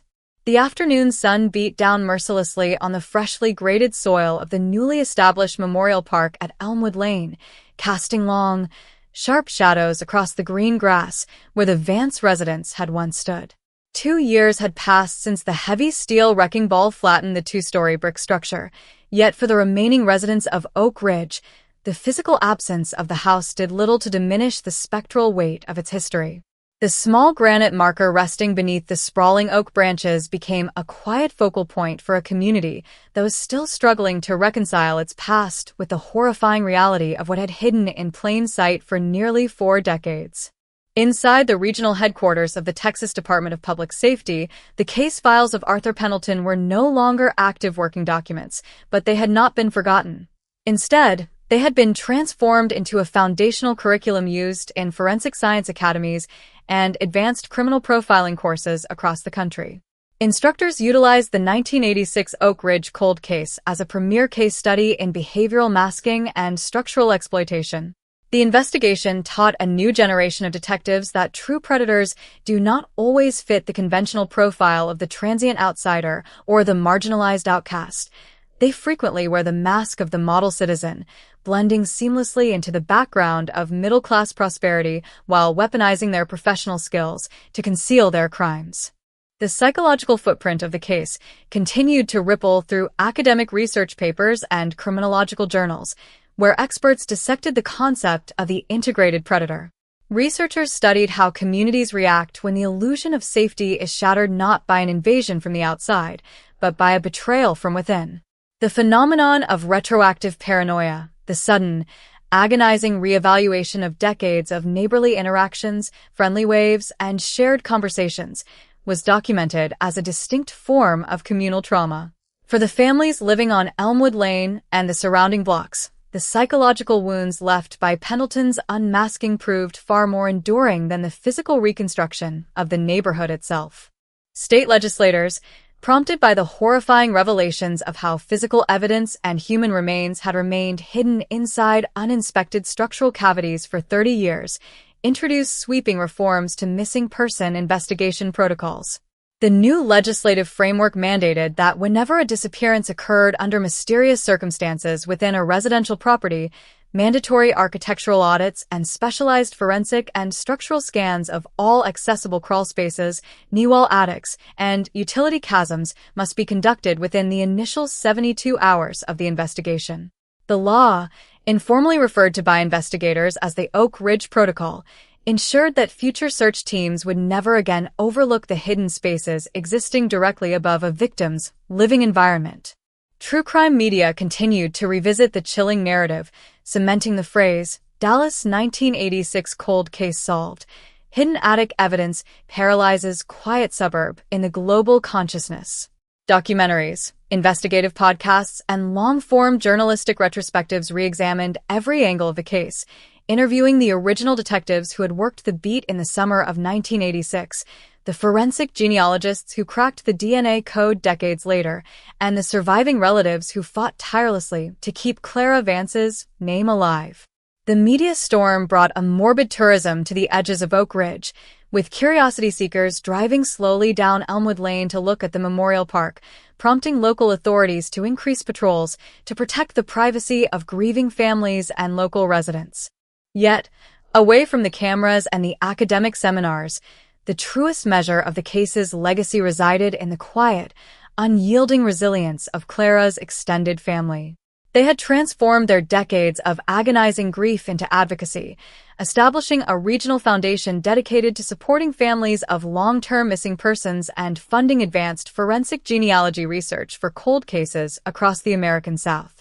Through their efforts, dozens of forgotten names and abandoned files were breathed back into life, utilizing the same genetic mapping techniques that finally brought Arthur Pendleton's crimes into the harsh light of day. As twilight began to settle over Oak Ridge, painting the Texas sky in shades of deep amber and violet, the quiet suburb returned to its familiar evening rhythm. Streetlights flickered on along Elmwood Lane, casting a warm glow across manicured lawns and children's bicycles left on front porches. The physical horrors of 1986 were buried beneath soil, concrete, and time, but the lesson etched into the community's conscience remained an eternal, haunting reminder of the darkness that can hide behind a friendly smile and a neatly trimmed hedge, waiting silently in the spaces right next door.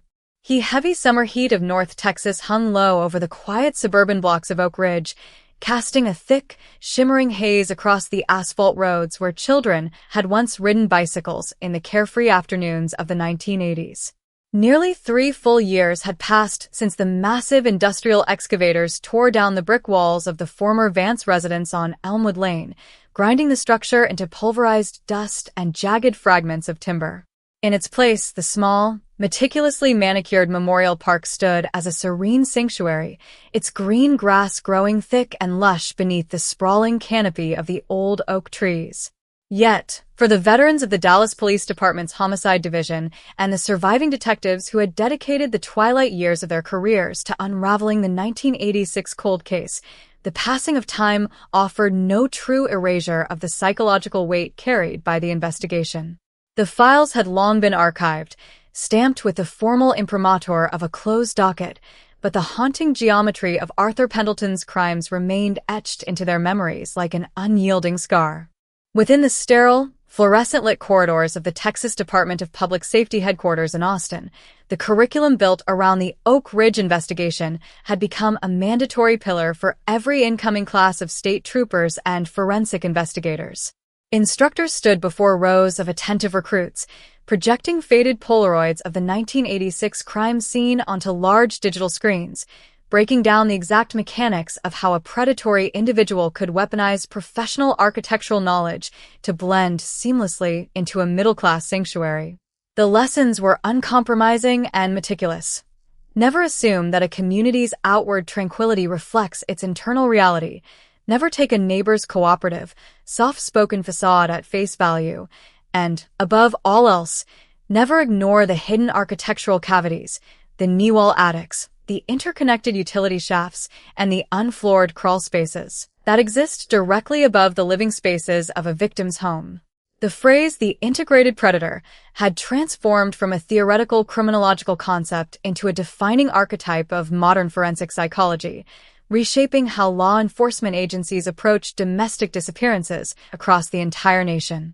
Across the academic landscape, criminologists and sociologists continued to publish exhaustive papers analyzing the phenomenon of communal trauma and retroactive paranoia that consumed Oak Ridge following Pendleton's unmasking. Researchers explored how the sudden shattering of collective trust leaves an invisible, generational fracture within a neighborhood.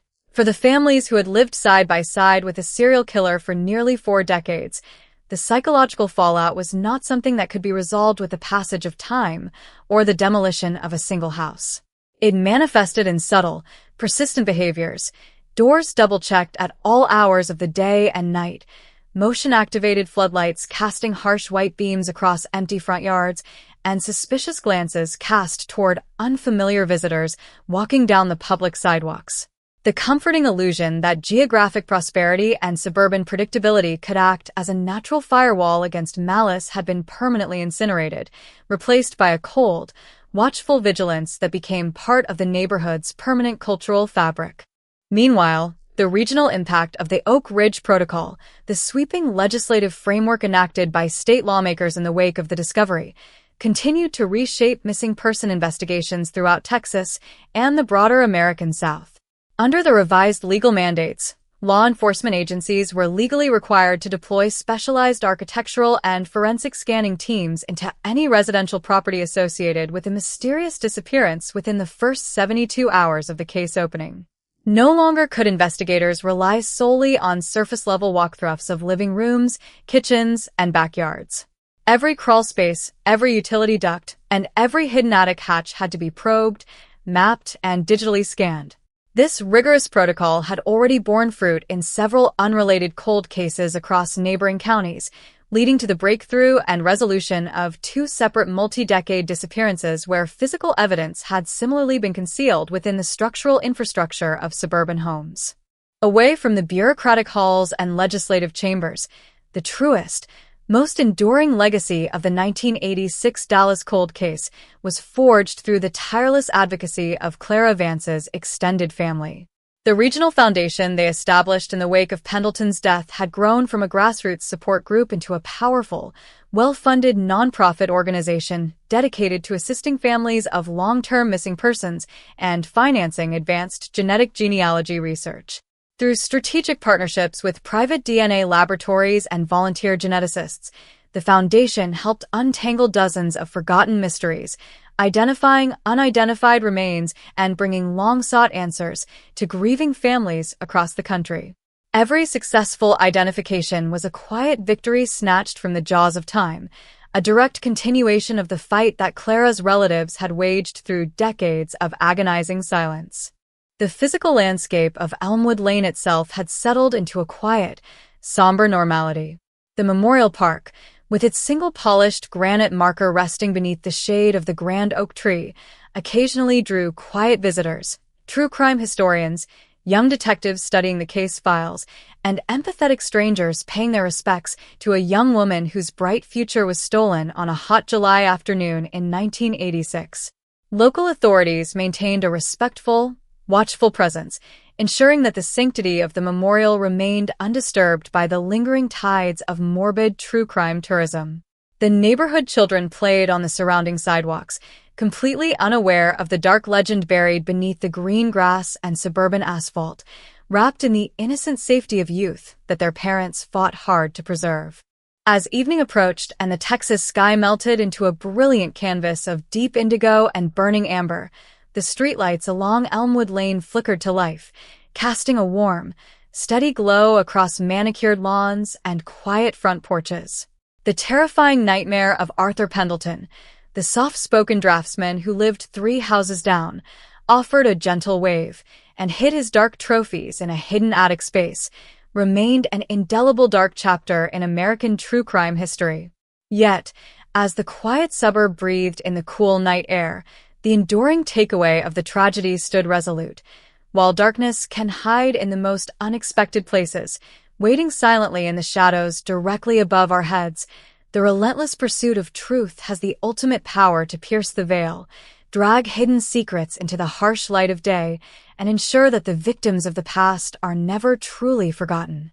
The autumn air of North Texas arrived with a sharp, crisp bite, scattering dry amber leaves across the manicured lawns of Oak Ridge and rustling the full canopy of the grand oak tree that shaded the Memorial Park on Elmwood Lane.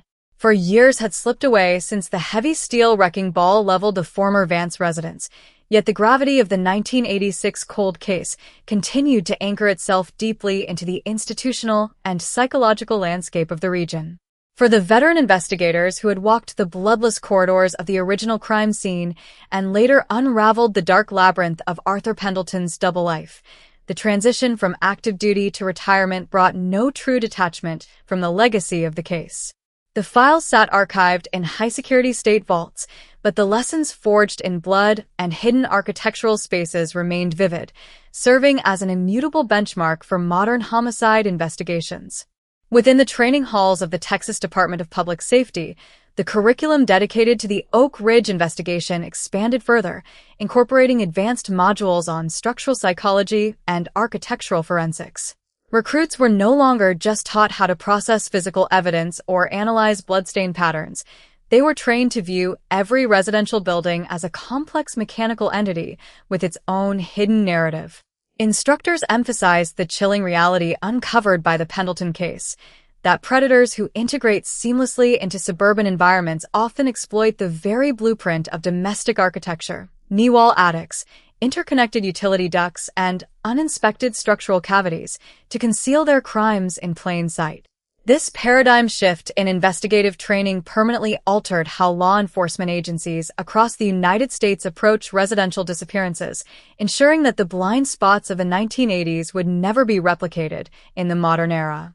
Across academic institutions and sociological research centers, the ripple effects of the Oak Ridge tragedy continued to fuel groundbreaking studies on communal trauma and the psychology of the integrated predator. Researchers focused heavily on the long-term emotional adaptation of communities that have experienced a foundational betrayal from within. The phenomenon of retroactive paranoia, the persistent, quiet anxiety that causes residents to reevaluate decades of neighborly interactions, friendly waves, and casual porch conversations, was analyzed as a chronic psychological condition requiring specialized community support frameworks. Sociologists noted that while physical structures can be demolished and replaced with green spaces, the intangible fabric of trust within a neighborhood, once torn by such a revelation, requires generations to slowly mend. Meanwhile, the legislative legacy of the Oak Ridge Protocol continued to serve as a gold standard for missing person investigations nationwide. The mandatory statutory requirements, dictating that professional architectural scans, structural mapping, and forensic evaluations of all crawl spaces, attics, and utility chasms must be executed within the initial 72 hours of a residential disappearance case, prevented countless investigations from stalling out in the traditional dead ends of the past. State task forces utilizing these rigorous protocols successfully resolved several other long-standing regional mysteries, bringing overdue closure to families who had spent decades searching for missing loved ones in the dark. The ghost of Clara Vance, though a tragic catalyst, had inadvertently built an impenetrable shield of accountability that protected future generations. Away from the bureaucratic mechanisms of law enforcement and legal reform, The most profound and enduring dimension of the case's legacy lived on through the tireless, unyielding advocacy of Clara Vance's surviving relatives and the regional foundation they built. What began as a desperate family crusade had evolved into a nationally recognized organization providing critical resources, investigative funding, and psychological support to families grappling with long-term missing persons cases. By bridging the gap between cutting-edge genetic genealogy laboratories and underfunded rural police departments, the Foundation catalyzed the resolution of dozens of dormant cold cases across the American South. Every successfully identified victim and every closure delivered to a grieving family stood as a living monument to Clara's memory, ensuring that her untimely loss translated into a powerful force for global healing and truth. The physical boundaries of Elmwood Lane maintained a serene, contemplative dignity. The Memorial Park, anchored by its simple polished granite marker beneath the sprawling branches of the ancient oak tree, remained a quiet sanctuary visited by respectful true crime historians, dedicated forensic students, and empathetic locals. Local authorities maintained a vigilant, protective watch over the grounds, ensuring that the solemnity of the space was shielded from the sensationalist fringes of true crime tourism. Children played on the adjacent sidewalks under the watchful eyes of parents who, while possessing a sober awareness of the world's darker complexities, refused to let fear dictate the joy of daily life. As the sun dipped below the horizon, painting the Texas sky in deep shades of violet and burning crimson, the automated streetlights along Elmwood Lane clicked to life, casting a warm, steady illumination across quiet front porches and peaceful suburban homes. The terrifying narrative of Arthur Pendleton, the soft-spoken draftsman who lived 3 houses down, offered gentle waves, and hid his dark trophies in the dark cavities directly above a victim's head, remained etched into the darkest chapters of American true crime history. Yet, as the quiet suburb breathed in the cool evening air, the ultimate message of the tragedy stood resolute. While darkness can conceal itself in the most unexpected places, waiting silently in the shadows, the relentless pursuit of truth possesses the absolute power to pierce the veil, drag hidden secrets into the harsh light of day, and ensure that the victims of the past are never forgotten. The winter chill of North Texas settled deeply over the quiet residential blocks of Oak Ridge, frosting the emerald green grass of the Memorial Park on Elmwood Lane and tracing delicate, icy patterns across the cold granite marker that bore Clara Vance's name. 5 years had elapsed since the massive industrial excavators erased the physical footprint of the former Vance residence, turning a monument of historic horror into a serene sanctuary of reflection. Yet, for the veterans of the Dallas Police Department's Homicide Division and the surviving family members who had carried the torch of justice through decades of agonizing darkness, the conclusion of the 1986 cold case was not merely a closed file in a municipal archive.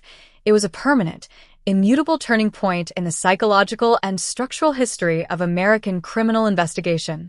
Inside the high-security archives of the Texas Department of Public Safety headquarters, the multi-volume case files of Arthur Pendleton remained an essential cornerstone of professional training.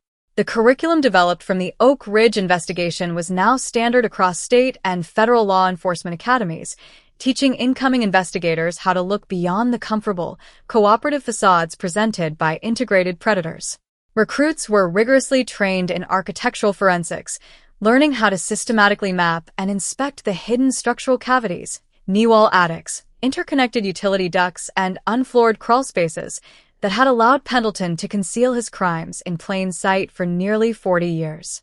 The catastrophic oversight of 1986 had been transformed into an unyielding shield of modern accountability, ensuring that future search protocols would never again leave a victim's immediate environment unexamined. Across the academic sphere, sociologists and criminologists continued to publish extensive peer-reviewed studies examining the long-term emotional evolution of communities marked by internal betrayal. The phenomenon of retroactive paranoia, the persistent, quiet anxiety that forces residents to reevaluate decades of neighborly interactions, friendly greetings, and casual porch conversations, was analyzed as a complex, chronic form of communal trauma. Researchers noted that while physical structures could be raised and replaced with green spaces, the intangible fabric of trust within a neighborhood requires generations to slowly rebuild. Yet, the residents of Elmwood Lane had adapted, replacing naive complacency with a grounded, watchful awareness that prioritized community safety without surrendering the warmth of daily life. The legislative impact of the Oak Ridge Protocol continued to serve as a gold standard for missing person investigations nationwide. The mandatory statutory requirements, dictating that professional architectural scans, structural mapping, and forensic evaluations of all crawl spaces, attics, and utility chasms must be executed within the initial 72 hours of a residential disappearance case, prevented countless investigations from stalling out in the traditional dead ends of the past. State task forces utilizing these rigorous protocols successfully resolved several other long-standing regional mysteries, bringing overdue closure to families who had spent decades searching for missing loved ones in the dark. The ghost of Clara Vance, though a tragic catalyst, had inadvertently built an impenetrable shield of accountability that protected future generations. Away from the bureaucratic mechanisms of law enforcement and legal reform, the most profound and enduring dimension of the case's legacy lived on through the tireless, unyielding advocacy of Clara Vance's surviving relatives and the regional foundation they built. What began as a desperate family crusade had evolved into a nationally recognized organization providing critical resources, investigative funding, and psychological support to families grappling with long-term missing persons cases. By bridging the gap between cutting-edge genetic genealogy laboratories and underfunded rural police departments, the Foundation catalyzed the resolution of dozens of dormant cold cases across the American South. Every successfully identified victim and every closure delivered to a grieving family stood as a living monument to Clara's memory, ensuring that her untimely loss translated into a powerful force for global healing and truth. The physical boundaries of Elmwood Lane maintained a serene, contemplative dignity. The Memorial Park, anchored by its simple polished granite marker beneath the sprawling branches of the ancient oak tree, remained a quiet sanctuary visited by respectful true crime historians, dedicated forensic students, and empathetic locals. Local authorities maintained a vigilant, protective watch over the grounds, ensuring that the solemnity of the space was shielded from the sensationalist fringes of true crime tourism. Children played on the adjacent sidewalks under the watchful eyes of parents who, while possessing a sober awareness of the world's darker complexities, refused to let fear dictate the joy of daily life. As the sun dipped below the horizon, painting the Texas sky in deep shades of violet and burning crimson, the automated streetlights along Elmwood Lane clicked to life, casting a warm, steady illumination across quiet front porches and peaceful suburban homes. The terrifying narrative of Arthur Pendleton, the soft-spoken draftsman who lived 3 houses down, offered gentle waves, and hid his dark trophies in the dark cavities directly above a victim's head, remained etched into the darkest chapters of American true crime history. Yet, as the quiet suburb breathed in the cool evening air, the ultimate message of the tragedy stood resolute. While darkness can conceal itself in the most unexpected places, waiting silently in the shadows, the relentless pursuit of truth possesses the absolute power to pierce the veil, drag hidden secrets into the harsh light of day, and ensure that the victims of the past are never forgotten. The deep winter frost that blanketed North Texas began to yield to the first subtle whispers of an early spring, casting a soft, golden morning light across the quiet residential blocks of Oak Ridge. At the heart of Elmwood Lane, the Memorial Park stood in serene stillness, the polished granite marker bearing Clara Vance's name catching the morning sun as dew glistened upon the fresh grass.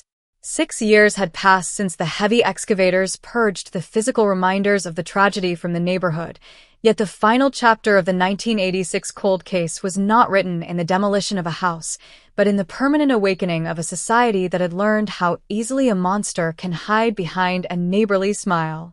Within the high-security archives of the Texas Department of Public Safety headquarters in Austin, the multi-volume case files of Arthur Pendleton remained an integral pillar of instruction for every new generation of law enforcement professionals. The curriculum built around the Oak Ridge investigation had evolved into a comprehensive national standard, fundamentally transforming how criminal investigators approach domestic disappearances and architectural forensics. Recruits were no longer permitted to rely solely on surface-level impressions of cooperation and community standing. Instead, they were rigorously trained in structural psychology, forensic mapping, and the systematic inspection of every hidden architectural cavity, knee-wall attics, interconnected utility ducts, and unfloored crawl spaces. The catastrophic oversight of 1986 had been permanently dismantled, replaced by an unyielding institutional vigilance that ensured no future victim's environment would ever be left unexamined. Across the academic sphere, sociologists, criminologists, and forensic psychologists continued to publish groundbreaking research on the long-term psychological evolution of communities marked by internal betrayal. The concept of retroactive paranoia, the quiet, enduring anxiety that forces residents to reevaluate decades of neighborly interactions, friendly greetings, and casual porch conversations, was widely recognized as a complex, chronic form of communal trauma. Researchers documented how the destruction of physical structures like the Vance home served as a necessary catalyst for psychological recovery, even as the intangible fabric of trust required generations to slowly and deliberately mend. The residents of Oak Ridge had adapted, replacing naive complacency with a grounded, watchful awareness that prioritized collective security without surrendering the warmth of daily life. The legislative legacy of the Oak Ridge Protocol stood firmly as the gold standard for missing person investigations across the United States. The mandatory statutory requirements, dictating that professional architectural scans, structural mapping, and forensic evaluations of all crawl spaces, attics, and utility chasms must be executed within the initial 72 hours of a residential disappearance case, prevented countless investigations from stalling out in the traditional dead ends of the past. State task forces utilizing these rigorous protocols successfully resolved several other long-standing regional mysteries, bringing overdue closure to families who had spent decades searching for missing loved ones in the dark. The ghost of Clara Vance, though a tragic catalyst, had inadvertently built an impenetrable shield of accountability that protected future generations. Away from the bureaucratic mechanisms of law enforcement and legal reform, the most profound and enduring dimension of the case's legacy lived on through the tireless, unyielding advocacy of Clara Vance's surviving relatives and the regional foundation they built. What began as a desperate family crusade had evolved into a nationally recognized organization providing critical resources, investigative funding, and psychological support to families grappling with long-term missing persons cases. By bridging the gap between cutting-edge genetic genealogy laboratories and underfunded rural police departments, the Foundation catalyzed the resolution of dozens of dormant cold cases across the American South. Every successfully identified victim and every closure delivered to a grieving family stood as a living monument to Clara's memory, ensuring that her untimely loss translated into a powerful force for global healing and truth. The physical boundaries of Elmwood Lane maintained a serene, contemplative dignity. The Memorial Park, anchored by its simple polished granite marker beneath the sprawling branches of the ancient oak tree, remained a quiet sanctuary visited by respectful true crime historians, dedicated forensic students, and empathetic locals. Local authorities maintained a vigilant, protective watch over the grounds, ensuring that the solemnity of the space was shielded from the sensationalist fringes of true crime tourism. Children played on the adjacent sidewalks under the watchful eyes of parents who, while possessing a sober awareness of the world's darker complexities, refused to let fear dictate the joy of daily life. As the sun reached its zenith, casting a warm, steady illumination across quiet front porches and peaceful suburban homes, the final echoes of the 1986 Dallas cold case settled into history. The terrifying narrative of Arthur Pendleton, the soft-spoken draftsman who lived 3 houses down, offered gentle waves, and hid his dark trophies in the dark cavities directly above a victim's head, remained etched into the darkest chapters of American true crime history. Yet, as the quiet suburb breathed in the fresh spring air, the ultimate message of the tragedy stood resolute. While darkness can conceal itself in the most unexpected places, waiting silently in the shadows, The relentless pursuit of truth possesses the absolute power to pierce the veil, drag hidden secrets into the harsh light of day, and ensure that the victims of the past are never forgotten. The first gentle rains of spring washed over the quiet residential streets of Oak Ridge, carrying away the lingering dust of winter and bringing a vibrant, emerald green to the manicured lawns of Elmwood Lane. At the center of the neighborhood, the small memorial park surrounding the polished granite marker of Clara Vance stood in peaceful solitude, catching the soft morning drizzle beneath the sprawling canopy of the ancient oak tree.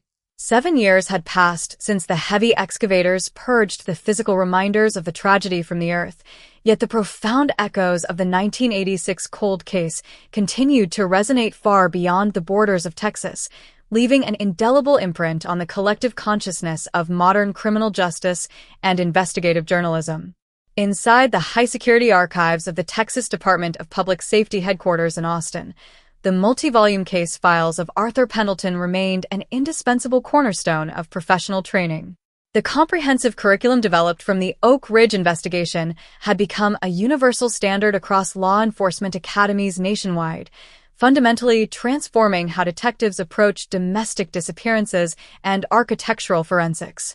Recruits were rigorously taught to discard the comforting assumptions of community trust and surface-level cooperation, learning instead to analyze residential architecture through the cold, objective lens of structural psychology. Every hidden crawlspace, every knee-wall attic, and every uninspected utility duct was now treated as a potential crime scene archive, ensuring that the devastating oversight of 1986 would never be repeated. Across academic institutions, sociologists, criminologists, and forensic psychologists continued to publish groundbreaking research examining the long-term emotional evolution of communities marked by internal betrayal. The concept of retroactive paranoia, the quiet, enduring anxiety that forces residents to reevaluate decades of neighborly interactions, friendly greetings, and casual porch conversations, was widely recognized as a complex, chronic form of communal trauma. Researchers documented how the complete physical demolition of structures like the Vance home served as a necessary catalyst for psychological recovery, even as the intangible fabric of trust required generations to slowly and deliberately mend. The residents of Oak Ridge had adapted, replacing naive complacency with a grounded, watchful awareness that prioritized collective security without surrendering the warmth of daily life. The legislative legacy of the Oak Ridge Protocol stood firmly as the gold standard for missing person investigations across the United States. The mandatory statutory requirements, dictating that professional architectural scans, structural mapping, and forensic evaluations of all crawl spaces, attics, and utility chasms must be executed within the initial 72 hours of a residential disappearance case, prevented countless investigations from stalling out in the traditional dead ends of the past. State task forces utilizing these rigorous protocols successfully resolved several other long-standing regional mysteries, bringing overdue closure to families who had spent decades searching for missing loved ones in the dark. The ghost of Clara Vance, though a tragic catalyst, had inadvertently built an impenetrable shield of accountability that protected future generations. Away from the bureaucratic mechanisms of law enforcement and legal reform, the most profound and enduring dimension of the case's legacy lived on through the tireless, unyielding advocacy of Clara Vance's surviving relatives and the regional foundation they built. What began as a desperate family crusade had evolved into a nationally recognized organization providing critical resources, investigative funding, and psychological support to families grappling with long-term missing persons cases. By bridging the gap between cutting-edge genetic genealogy laboratories and underfunded rural police departments, the Foundation catalyzed the resolution of dozens of dormant cold cases across the American South. Every successfully identified victim and every closure delivered to a grieving family stood as a living monument to Clara's memory, ensuring that her untimely loss translated into a powerful force for global healing and truth. The physical boundaries of Elmwood Lane maintained a serene, contemplative dignity. The memorial park, anchored by its simple polished granite marker beneath the sprawling branches of the ancient oak tree, remained a quiet sanctuary visited by respectful true crime historians, dedicated forensic students, and empathetic locals. Local authorities maintained a vigilant, protective watch over the grounds, ensuring that the solemnity of the space was shielded from the sensationalist fringes of true crime tourism. Children played on the adjacent sidewalks under the watchful eyes of parents who, while possessing a sober awareness of the world's darker complexities, refused to let fear dictate the joy of daily life. As the afternoon sun broke through the retreating spring clouds, casting a warm, steady illumination across quiet front porches and peaceful suburban homes, the final echoes of the 1986 Dallas cold case settled gracefully into history. The terrifying narrative of Arthur Pendleton, the soft-spoken draftsman who lived 3 houses down, offered gentle waves, and hid his dark trophies in the dark cavities directly above a victim's head, remained etched into the darkest chapters of American true crime history. Yet, as the quiet suburb breathed in the fresh spring air, the ultimate message of the tragedy stood resolute. While darkness can conceal itself in the most unexpected places, waiting silently in the shadows, the relentless pursuit of truth possesses the absolute power to pierce the veil, drag hidden secrets into the harsh light of day, and ensure that the victims of the past are never forgotten. As the spring rains gave way to the warm, golden afternoons of early summer, the quiet suburban blocks of Oak Ridge continued their steady, dignified rhythm beneath the vast Texas sky. At the heart of Elmwood Lane, the small memorial park surrounding the polished granite marker of Clara Vance stood in peaceful serenity, catching the soft afternoon sunlight filtering through the sprawling branches of the ancient oak tree. 8 years had passed since the heavy excavators purged the physical reminders of the tragedy from the earth, yet the profound echoes of the 1986 cold case continued to resonate far beyond the borders of Texas, leaving an indelible imprint on the collective consciousness of modern criminal justice, forensic science, and investigative journalism. Inside the high-security archives of the Texas Department of Public Safety headquarters in Austin, the multi-volume case files of Arthur Pendleton remained an indispensable cornerstone of professional training. The comprehensive curriculum developed from the Oak Ridge investigation had become a universal standard across law enforcement academies nationwide, fundamentally transforming how detectives approach domestic disappearances and architectural forensics. Recruits were rigorously taught to discard the comforting assumptions of community trust and surface-level cooperation, learning instead to analyze residential architecture through the cold, objective lens of structural psychology. Every hidden crawlspace, every knee wall attic, and every uninspected utility duct was now treated as a potential crime scene archive, ensuring that the devastating oversight of 1986 would never be repeated. Across academic institutions, sociologists, criminologists, and forensic psychologists continued to publish groundbreaking research examining the long-term emotional evolution of communities marked by internal betrayal. The concept of retroactive paranoia, the quiet, enduring anxiety that forces residents to reevaluate decades of neighborly interactions, friendly greetings, and casual porch conversations, was widely recognized as a complex, chronic form of communal trauma. Researchers documented how the complete physical demolition of structures like the Vance home served as a necessary catalyst for psychological recovery, even as the intangible fabric of trust required generations to slowly and deliberately mend. The residents of Oak Ridge had adapted, replacing naive complacency with a grounded, watchful awareness that prioritized collective security without surrendering the warmth of daily life. The legislative legacy of the Oak Ridge Protocol stood firmly as the gold standard for missing person investigations across the United States.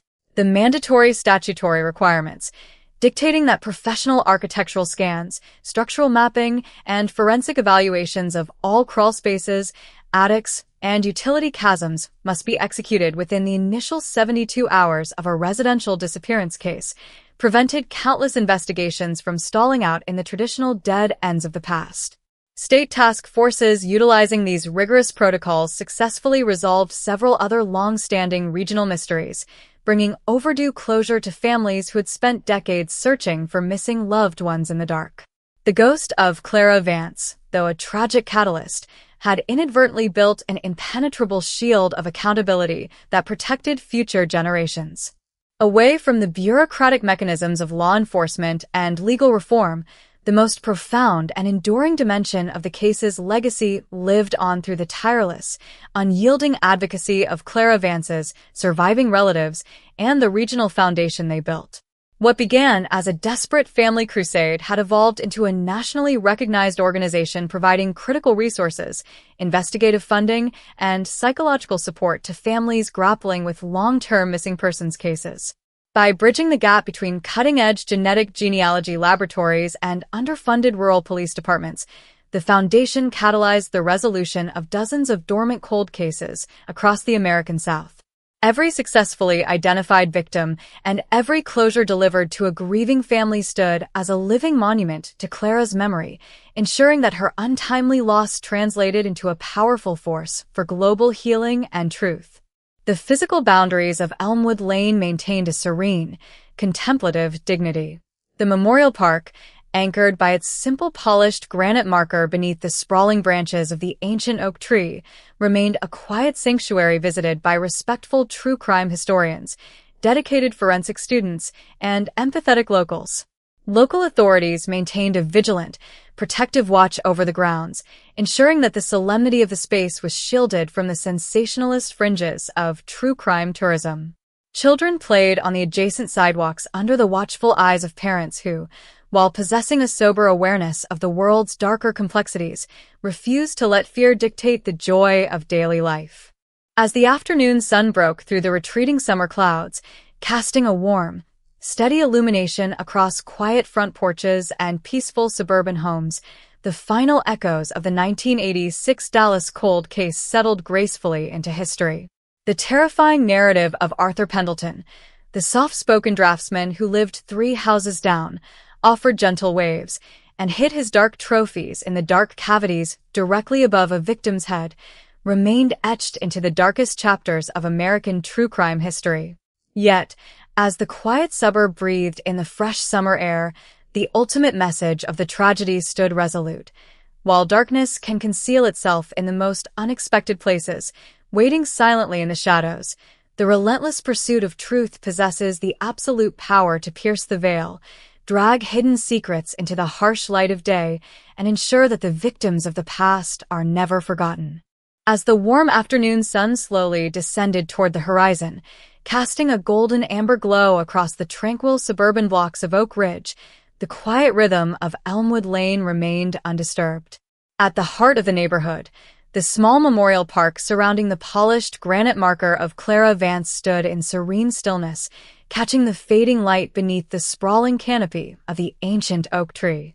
9 years had passed since the heavy excavators purged the physical reminders of the tragedy from the earth, yet the profound echoes of the 1986 cold case continued to resonate far beyond the borders of Texas, leaving an indelible imprint on the collective consciousness of modern criminal justice, forensic science, and investigative journalism. Inside the high-security archives of the Texas Department of Public Safety headquarters in Austin, the multi-volume case files of Arthur Pendleton remained an indispensable cornerstone of professional training. The comprehensive curriculum developed from the Oak Ridge investigation had become a universal standard across law enforcement academies nationwide, fundamentally transforming how detectives approach domestic disappearances and architectural forensics. Recruits were rigorously taught to discard the comforting assumptions of community trust and surface-level cooperation, learning instead to analyze residential architecture through the cold, objective lens of structural psychology.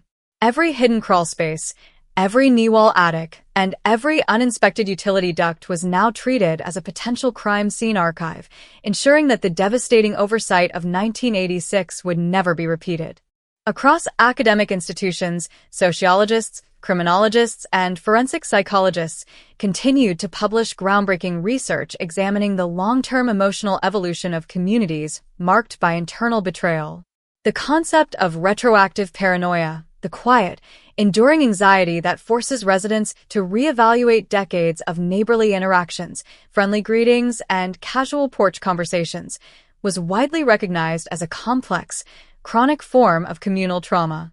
Researchers documented how the complete physical demolition of structures like the Vance home served as a necessary catalyst for psychological recovery, even as the intangible fabric of trust required generations to slowly and deliberately mend. The residents of Oak Ridge had adapted, replacing naive complacency with a grounded, watchful awareness that prioritized collective security without surrendering the warmth of daily life. The legislative legacy of the Oak Ridge Protocol stood firmly as the gold standard for missing person investigations across the United States. The mandatory statutory requirements, dictating that professional architectural scans, structural mapping, and forensic evaluations of all crawl spaces, attics, and utility chasms must be executed within the initial 72 hours of a residential disappearance case, prevented countless investigations from stalling out in the traditional dead ends of the past. State task forces utilizing these rigorous protocols successfully resolved several other long-standing regional mysteries, bringing overdue closure to families who had spent decades searching for missing loved ones in the dark. The ghost of Clara Vance, though a tragic catalyst, had inadvertently built an impenetrable shield of accountability that protected future generations. Away from the bureaucratic mechanisms of law enforcement and legal reform, the most profound and enduring dimension of the case's legacy lived on through the tireless, unyielding advocacy of Clara Vance's surviving relatives and the regional foundation they built. What began as a desperate family crusade had evolved into a nationally recognized organization providing critical resources, investigative funding, and psychological support to families grappling with long-term missing persons cases. By bridging the gap between cutting-edge genetic genealogy laboratories and underfunded rural police departments, the Foundation catalyzed the resolution of dozens of dormant cold cases across the American South. Every successfully identified victim and every closure delivered to a grieving family stood as a living monument to Clara's memory, ensuring that her untimely loss translated into a powerful force for global healing and truth. The physical boundaries of Elmwood Lane maintained a serene, contemplative dignity. The Memorial Park, anchored by its simple polished granite marker beneath the sprawling branches of the ancient oak tree, remained a quiet sanctuary visited by respectful true crime historians, dedicated forensic students, and empathetic locals. Local authorities maintained a vigilant, protective watch over the grounds, ensuring that the solemnity of the space was shielded from the sensationalist fringes of true crime tourism. Children played on the adjacent sidewalks under the watchful eyes of parents who, while possessing a sober awareness of the world's darker complexities, refused to let fear dictate the joy of daily life. As the sun finally dipped below the horizon, painting the Texas sky in deep shades of violet and burning crimson, the automated streetlights along Elmwood Lane clicked to life, casting a warm, steady illumination across quiet front porches and peaceful suburban homes. The terrifying narrative of Arthur Pendleton, the soft-spoken draftsman who lived 3 houses down, offered gentle waves, and hid his dark trophies in the dark cavities directly above a victim's head, remained etched into the darkest chapters of American true crime history. Yet, as the quiet suburb breathed in the cool evening air, the ultimate message of the tragedy stood resolute. While darkness can conceal itself in the most unexpected places, waiting silently in the shadows, the relentless pursuit of truth possesses the absolute power to pierce the veil, drag hidden secrets into the harsh light of day, and ensure that the victims of the past are never forgotten. As the summer twilight deepened into a velvety night, bathing the quiet residential streets of Oak Ridge in a soft, silver moonlight, the tranquil rhythm of Elmwood Lane remained a testament to resilience and time's slow, healing grace. At the focal point of the neighborhood, the small memorial park surrounding the polished granite marker of Clara Vance stood in quiet dignity, catching the nocturnal breeze rustling softly through the full, dark canopy of the ancient oak tree. 10 full years had passed since the heavy excavators purged the physical reminders of the tragedy from the earth, yet the profound echoes of the 1986 cold case continued to resonate far beyond the borders of Texas, leaving an indelible, permanent imprint on the collective consciousness of modern criminal justice, forensic science, and investigative journalism. Inside the high-security archives of the Texas Department of Public Safety headquarters in Austin, the multi-volume case files of Arthur Pendleton remained an indispensable cornerstone of professional training. The comprehensive curriculum developed from the Oak Ridge investigation had become a universal standard across law enforcement academies nationwide, fundamentally transforming how detectives approach domestic disappearances and architectural forensics. Recruits were rigorously taught to discard the comforting assumptions of community trust and surface-level cooperation, learning instead to analyze residential architecture through the cold, objective lens of structural psychology. Every hidden crawlspace, every knee-wall attic, and every uninspected utility duct was now treated as a potential crime scene archive, ensuring that the devastating oversight of 1986 would never be repeated. Across academic institutions, sociologists, criminologists, and forensic psychologists continued to publish groundbreaking research examining the long-term emotional evolution of communities marked by internal betrayal. The concept of retroactive paranoia, the quiet, enduring anxiety that forces residents to reevaluate decades of neighborly interactions, friendly greetings, and casual porch conversations, was widely recognized as a complex, chronic form of communal trauma. Researchers documented how the complete physical demolition of structures like the Vance home served as a necessary catalyst for psychological recovery, even as the intangible fabric of trust required generations to slowly and deliberately mend. The residents of Oak Ridge had adapted, replacing naive complacency with a grounded, watchful awareness that prioritized collective security without surrendering the warmth of daily life. The legislative legacy of the Oak Ridge Protocol stood firmly as the gold standard for missing person investigations across the United States. The mandatory statutory requirements, dictating that professional architectural scans, structural mapping, and forensic evaluations of all crawl spaces, attics, and utility chasms must be executed within the initial 72 hours of a residential disappearance case, prevented countless investigations from stalling out in the traditional dead ends of the past. State task forces utilizing these rigorous protocols successfully resolved several other long-standing regional mysteries, bringing overdue closure to families who had spent decades searching for missing loved ones in the dark. The ghost of Clara Vance, though a tragic catalyst, had inadvertently built an impenetrable shield of accountability that protected future generations. Away from the bureaucratic mechanisms of law enforcement and legal reform, the most profound and enduring dimension of the case's legacy lived on through the tireless, unyielding advocacy of Clara Vance's surviving relatives and the regional foundation they built. What began as a desperate family crusade had evolved into a nationally recognized organization providing critical resources, investigative funding, and psychological support to families grappling with long-term missing persons cases. By bridging the gap between cutting-edge genetic genealogy laboratories and underfunded rural police departments, the foundation catalyzed the resolution of dozens of dormant cold cases across the American South. Every successfully identified victim and every closure delivered to a grieving family stood as a living monument to Clara's memory, ensuring that her untimely loss translated into a powerful force for global healing and truth. The physical boundaries of Elmwood Lane maintained a serene, contemplative dignity. The Memorial Park, anchored by its simple polished granite marker beneath the sprawling branches of the ancient oak tree, remained a quiet sanctuary visited by respectful true crime historians, dedicated forensic students, and empathetic locals. Local authorities maintained a vigilant, protective watch over the grounds, ensuring that the solemnity of the space was shielded from the sensationalist fringes of true crime tourism.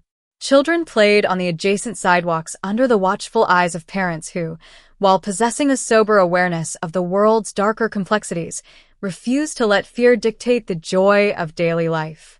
As the midnight hour approached, casting long, peaceful shadows across quiet front porches and peaceful suburban homes, the final, overarching echoes of the 1986 Dallas cold case settled completely and permanently into history.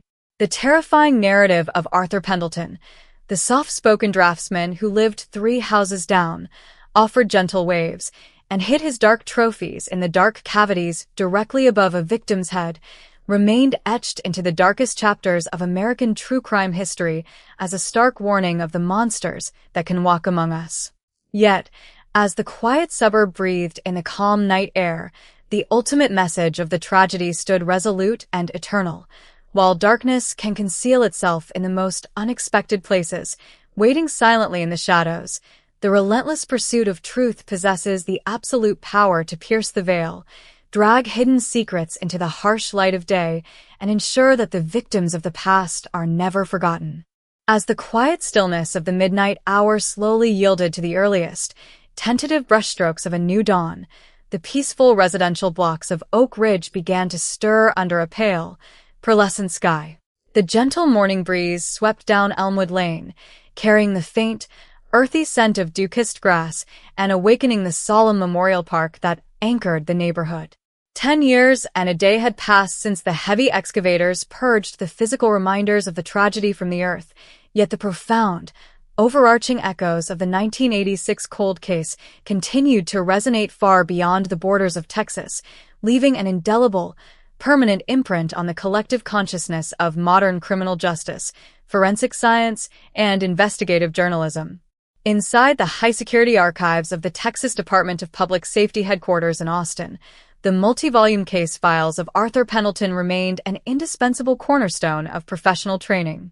The comprehensive curriculum developed from the Oak Ridge investigation had become a universal standard across law enforcement academies nationwide, fundamentally transforming how detectives approach domestic disappearances and architectural forensics. Recruits were rigorously taught to discard the comforting assumptions of community trust and surface-level cooperation, learning instead to analyze residential architecture through the cold, objective lens of structural psychology. Every hidden crawlspace, every knee-wall attic, and every uninspected utility duct was now treated as a potential crime scene archive, ensuring that the devastating oversight of 1986 would never be repeated. Across academic institutions, sociologists, criminologists, and forensic psychologists continued to publish groundbreaking research examining the long-term emotional evolution of communities marked by internal betrayal. The concept of retroactive paranoia, the quiet, enduring anxiety that forces residents to reevaluate decades of neighborly interactions, friendly greetings, and casual porch conversations, was widely recognized as a complex, chronic form of communal trauma. Researchers documented how the complete physical demolition of structures like the Vance home served as a necessary catalyst for psychological recovery, even as the intangible fabric of trust required generations to slowly and deliberately mend. The residents of Oak Ridge had adapted, replacing naive complacency with a grounded, watchful awareness that prioritized collective security without surrendering the warmth of daily life. The legislative legacy of the Oak Ridge Protocol stood firmly as the gold standard for missing person investigations across the United States. The mandatory statutory requirements, dictating that professional architectural scans, structural mapping, and forensic evaluations of all crawl spaces, attics, and utility chasms must be executed within the initial 72 hours of a residential disappearance case, prevented countless investigations from stalling out in the traditional dead ends of the past. State task forces utilizing these rigorous protocols successfully resolved several other long-standing regional mysteries, bringing overdue closure to families who had spent decades searching for missing loved ones in the dark. The ghost of Clara Vance, though a tragic catalyst, had inadvertently built an impenetrable shield of accountability that protected future generations. Away from the bureaucratic mechanisms of law enforcement and legal reform, the most profound and enduring dimension of the case's legacy lived on through the tireless, unyielding advocacy of Clara Vance's surviving relatives and the regional foundation they built.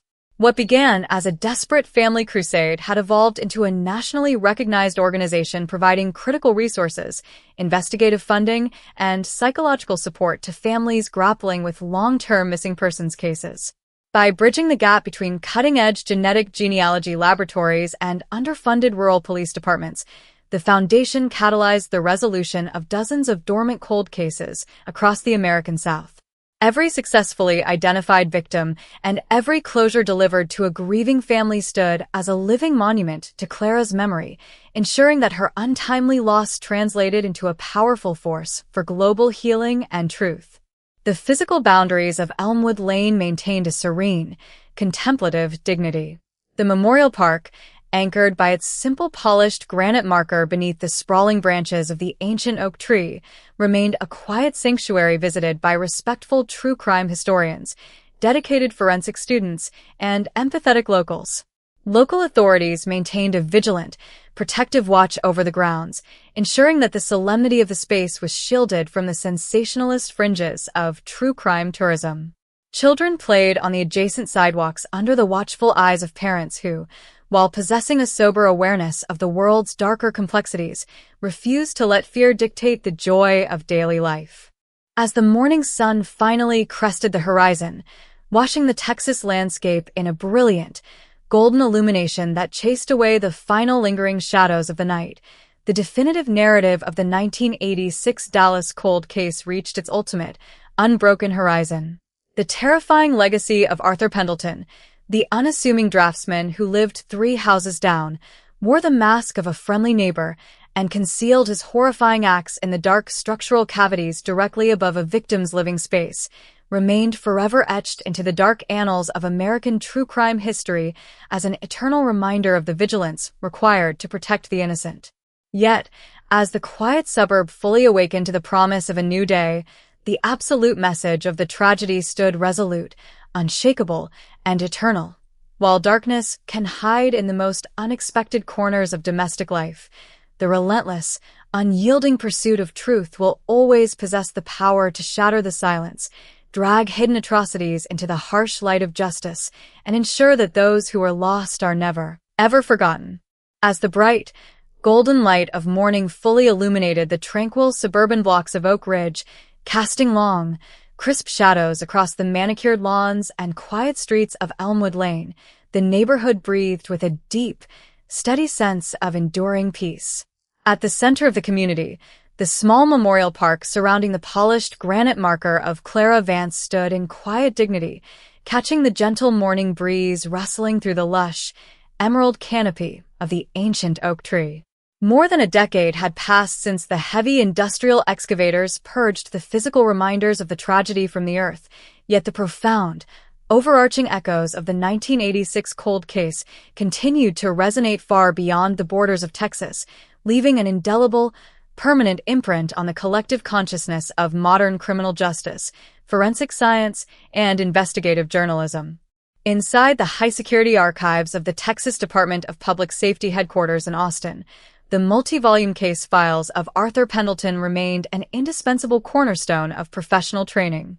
The comprehensive curriculum developed from the Oak Ridge investigation had become a universal standard across law enforcement academies nationwide, fundamentally transforming how detectives approach domestic disappearances and architectural forensics. Recruits were rigorously taught to discard the comforting assumptions of community trust and surface-level cooperation, learning instead to analyze residential architecture through the cold, objective lens of structural psychology. Every hidden crawlspace, every knee-wall attic, and every uninspected utility duct was now treated as a potential crime scene archive, ensuring that the devastating oversight of 1986 would never be repeated. Across academic institutions, sociologists, criminologists, and forensic psychologists continued to publish groundbreaking research examining the long-term emotional evolution of communities marked by internal betrayal. The concept of retroactive paranoia, the quiet, enduring anxiety that forces residents to reevaluate decades of neighborly interactions, friendly greetings, and casual porch conversations, was widely recognized as a complex, chronic form of communal trauma. Researchers documented how the complete physical demolition of structures like the Vance home served as a necessary catalyst for psychological recovery, even as the intangible fabric of trust required generations to slowly and deliberately mend. The residents of Oak Ridge had adapted, replacing naive complacency with a grounded, watchful awareness that prioritized collective security without surrendering the warmth of daily life. The legislative legacy of the Oak Ridge Protocol stood firmly as the gold standard for missing person investigations across the United States. The mandatory statutory requirements, dictating that professional architectural scans, structural mapping, and forensic evaluations of all crawl spaces, attics, and utility chasms must be executed within the initial 72 hours of a residential disappearance case, prevented countless investigations from stalling out in the traditional dead ends of the past. State task forces utilizing these rigorous protocols successfully resolved several other long-standing regional mysteries, bringing overdue closure to families who had spent decades searching for missing loved ones in the dark. The ghost of Clara Vance, though a tragic catalyst, had inadvertently built an impenetrable shield of accountability that protected future generations. Away from the bureaucratic mechanisms of law enforcement and legal reform, the most profound and enduring dimension of the case's legacy lived on through the tireless, unyielding advocacy of Clara Vance's surviving relatives and the regional foundation they built. What began as a desperate family crusade had evolved into a nationally recognized organization providing critical resources, investigative funding, and psychological support to families grappling with long-term missing persons cases. By bridging the gap between cutting-edge genetic genealogy laboratories and underfunded rural police departments, the Foundation catalyzed the resolution of dozens of dormant cold cases across the American South. Every successfully identified victim and every closure delivered to a grieving family stood as a living monument to Clara's memory, ensuring that her untimely loss translated into a powerful force for global healing and truth. The physical boundaries of Elmwood Lane maintained a serene, contemplative dignity.